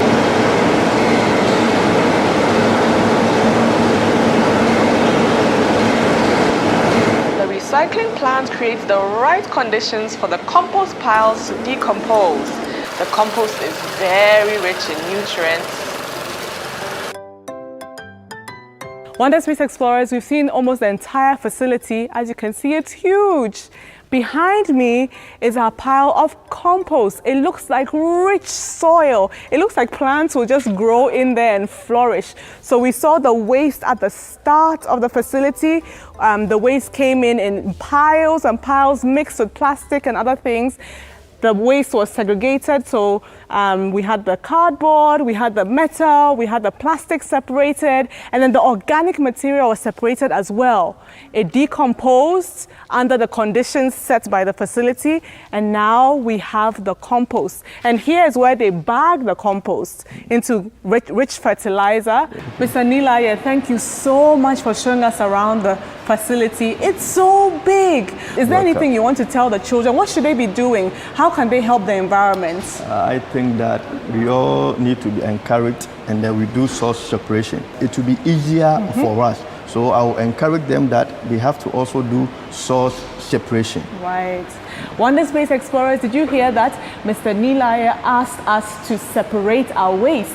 So remember what we saw in the studio? We said that you can have your plastics, your organic, your glass, and your paper. If we do that at home, that will really, really help Mr. Ni and all his other friends and everyone who works at the plants. Thank you. Thank you. We are back. The Accra Composting and Recycling Plant is enormous. The facility is huge. We saw different parts, like where the waste is collected. We saw where the waste is sorted.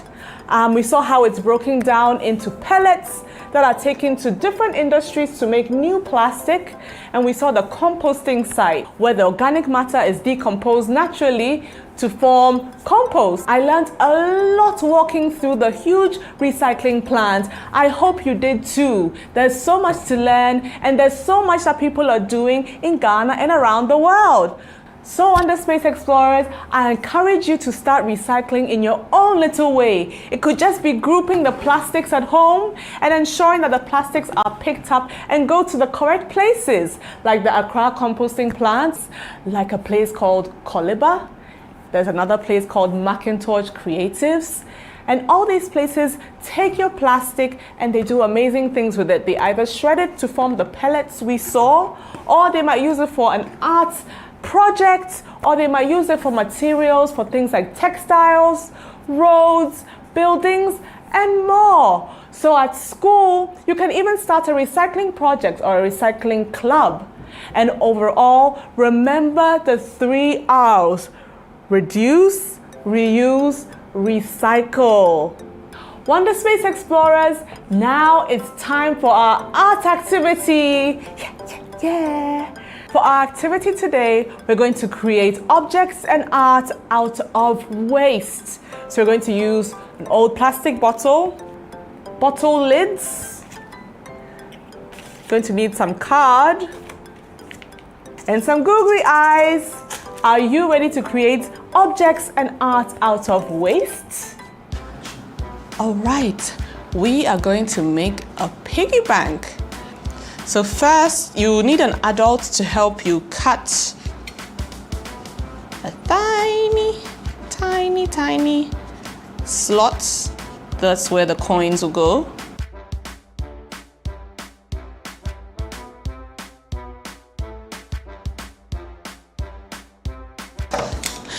Now, you want to make your piggy bank look a little more fun.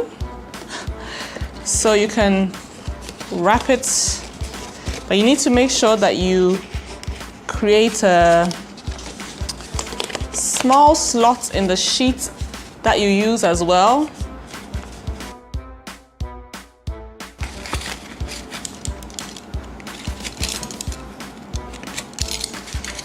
All right, there we go. Safely put away the X-Acto knife. Now, let's see, there we go.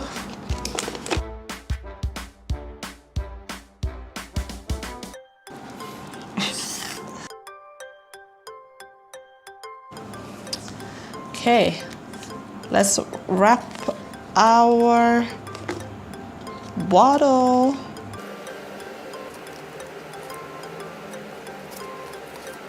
Okay, make sure you don't cover your coin slot. It's very important that you maintain that.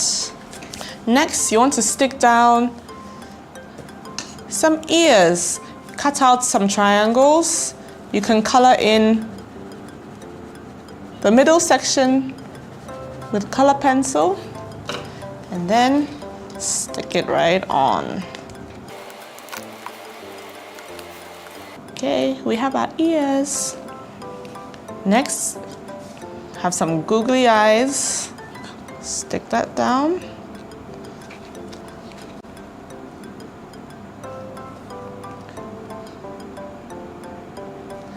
Okay, you have your ears, your eyes, your coin slot. Now you can include some legs just so that your piggy bank doesn't roll away. You don't want it to roll away. Okay, so I rolled some paper and I cut the top part. I will stick that at the bottom. This will prevent it from rolling away.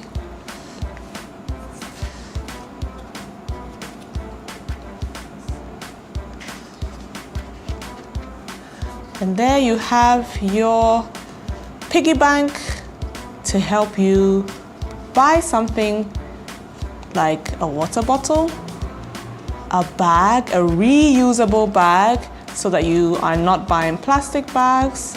So I am going to start saving right now because I want to buy a water bottle.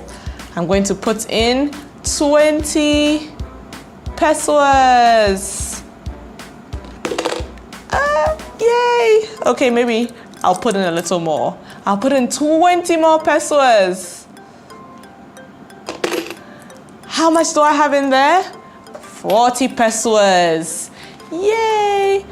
Have fun making your piggy bank. There are lots of other things you can make with waste. There are so many options. You can make a flower pot with a plastic jerry can. You can make something out of old CDs. You can make a gift bag out of old newspaper. The options are endless. What do you think you'll make with waste? Look around the house and instead of throwing something away, think about what you can make with it. I hope you've learned so much today, Wonder Space Explorers. Do you remember what our 3 R's stand for? That's right, reduce, reuse, recycle. I really, really hope that you incorporate any of these 3 into some parts of your life. And it will be extremely exciting if you did start a small recycling project, maybe at home or at school, or you could even start composting in the garden. You can also ask family or discuss with your teachers how to incorporate the 3 R's into your life. What can we find in our environment that we can use instead of plastic? Or instead of plastic wrappers? What can we do? Can you think of anything creative? Can you plan with your schoolmates, teachers, or parents? I can't wait to hear some of your ideas. Food like wache was regularly served in leaves, and I hear it tasted really, really good. So what are some things that we used to do that we stopped doing? Thank you for joining our lesson today. I really hope you learned a lot. I can't wait to see you next time. And as I always say at the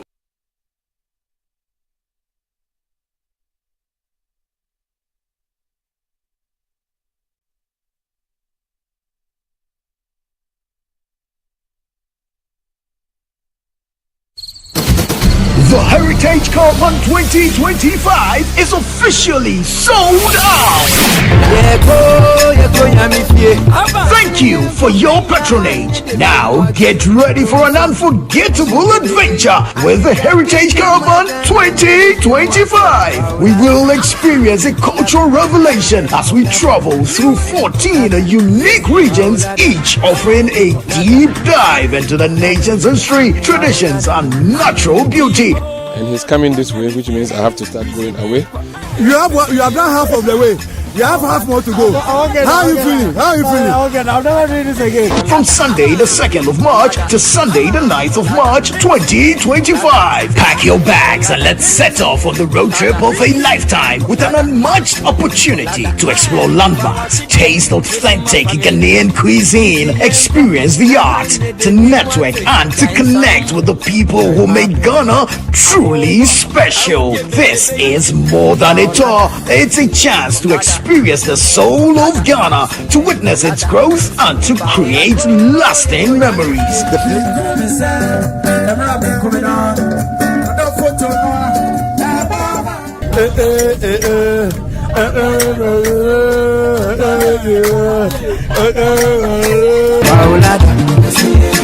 Follow all Channel 1 TV and 97.3 City FM social media handles for updates with the hashtag Heritage Caravan 2025.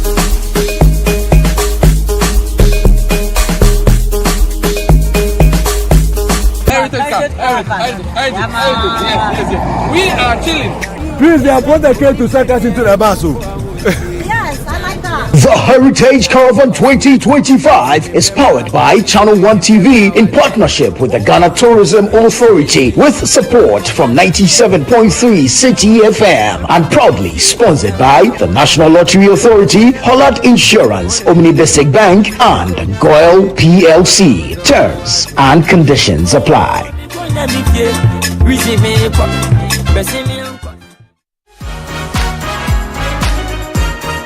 Little did they know that their actions would capture the nation's attention and make their star shine even brighter. This is the story of Swesco. I have this 20 Ghana for him. Yes. My dear, take this money. Keep it up, okay? Keep it up. Hi. Well done. The story cannot be told without mentioning the headmistress, whose dramatic appraisal of her students set the internet ablaze. You've been trending. How does it feel? You know, yeah. It's not a thing from your era, if I can put it that way. So we're doing something that we do in our school. Right. When the students stand out. It's something that we try to do to motivate them. Is she truly as dramatic as they say? Let's find out. Are you dramatic? Well, for me, I am real. I am natural. So that's how I go about my things. Right. So if you see it as dramatic, if you see it as fancy. Thank you. Set a reminder, and we'll see you this Sunday at 7 p.m. on the Upside Down Show, only on Channel 1 TV.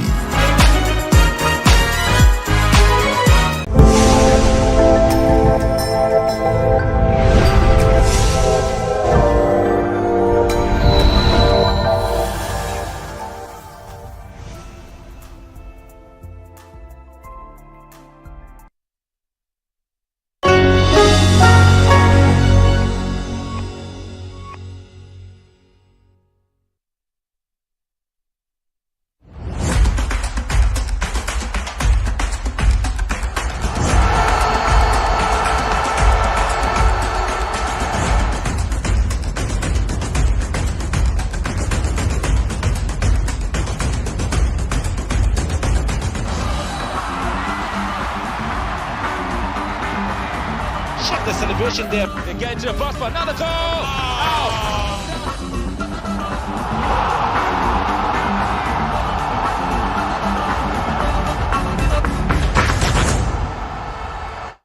Hello and welcome. This is Football Made in Ghana on Channel 1 TV. My name is Bernard Abeko. Today, we're going to discuss the new shake-up for the Black Stars. So if you want, you can call them the new appointments for the Black Stars. You know, many Ghanaians talk about the need, say, for add people to on a team. So, where psychologists day, the assistants, good, them things. But John Pentil still day. That's the magic news. Well, today we could discuss some for here. On top of the issue, we go look at the committee where Randy Day inside, Mr. Century Day. The way that we do Randy talk officially to Channel 1 TV, and we go look into that and see, what they mean for our football. This shake-up go make we qualify. We get Chad and Madagascar play before we go qualify to Mexico, Canada, and the United States of America. Charlie, the mention of these three countries. If I make we go break, return from the break, I'll go introduce you to my guys. They make sets, then they one corner. We go set the ball rolling. This be Channel 1 TV. And of course, the show be Football Made in Ghana. My name is Bernard Abeko. Will you come?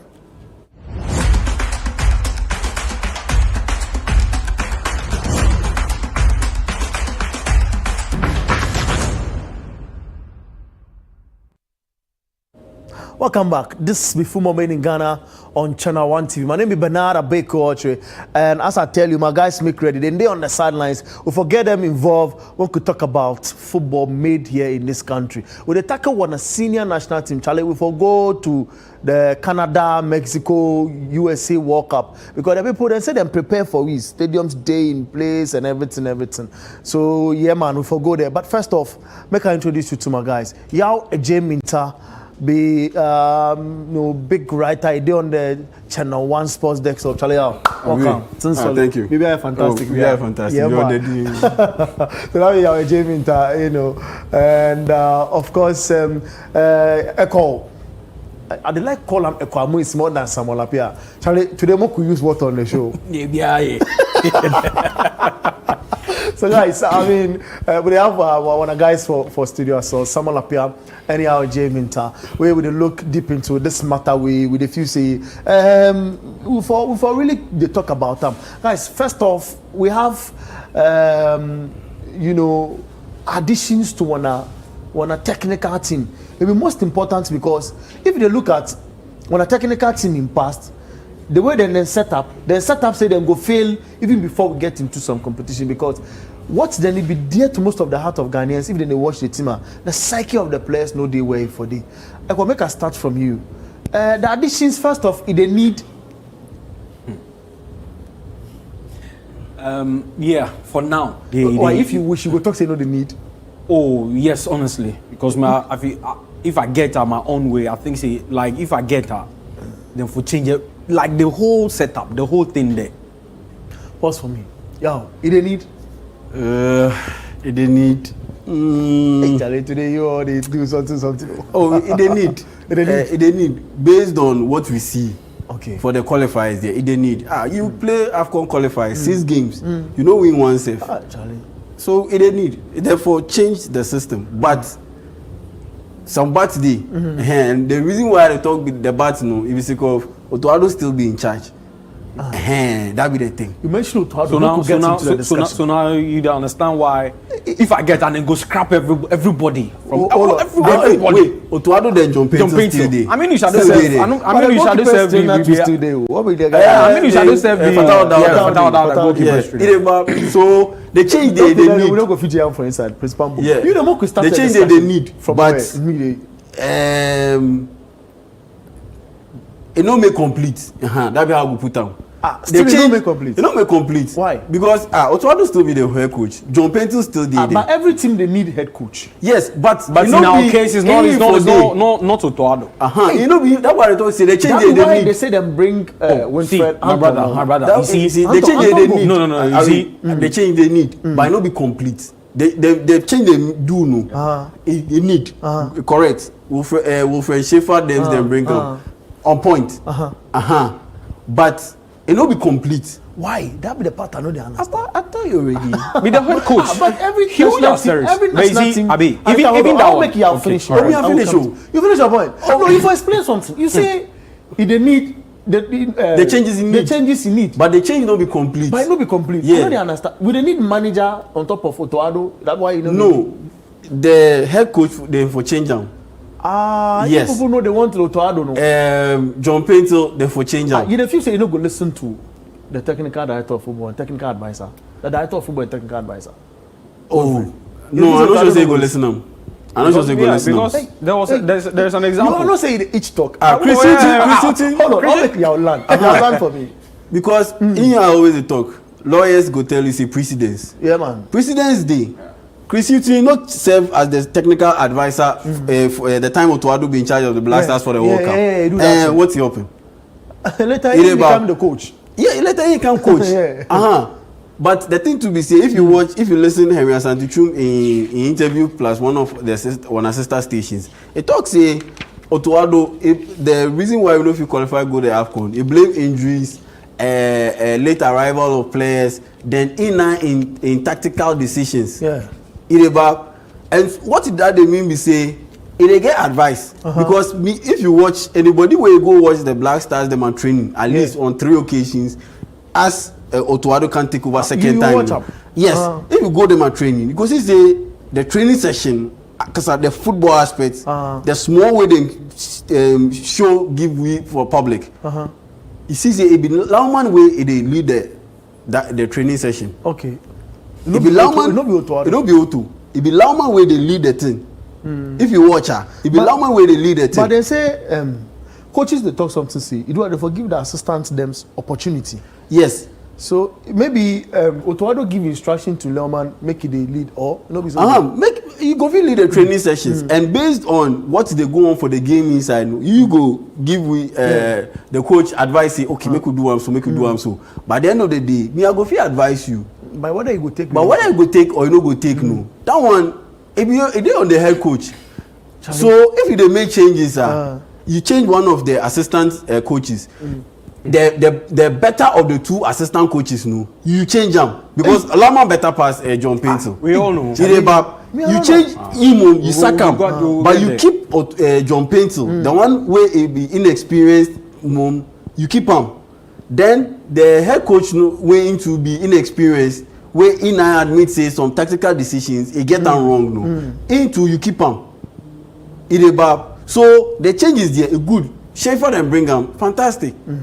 But it no be complete. That be the issue. Right now, this be the Black Stars technical team, guys. You go there on your screen, make you to see them boldly. We have head coach now. We get director of football / technical advisor, Winfred Anton. Then we get Desmond too for there. He be the assistant coach. The new addition. Desmond he win under 20 this thing. The All-African Games. The African Games, the Wafu tournament under 20, he win them. The people that feel say he have plenty experience, so therefore bring them here. If they on the team they work for Pram, they go jam from there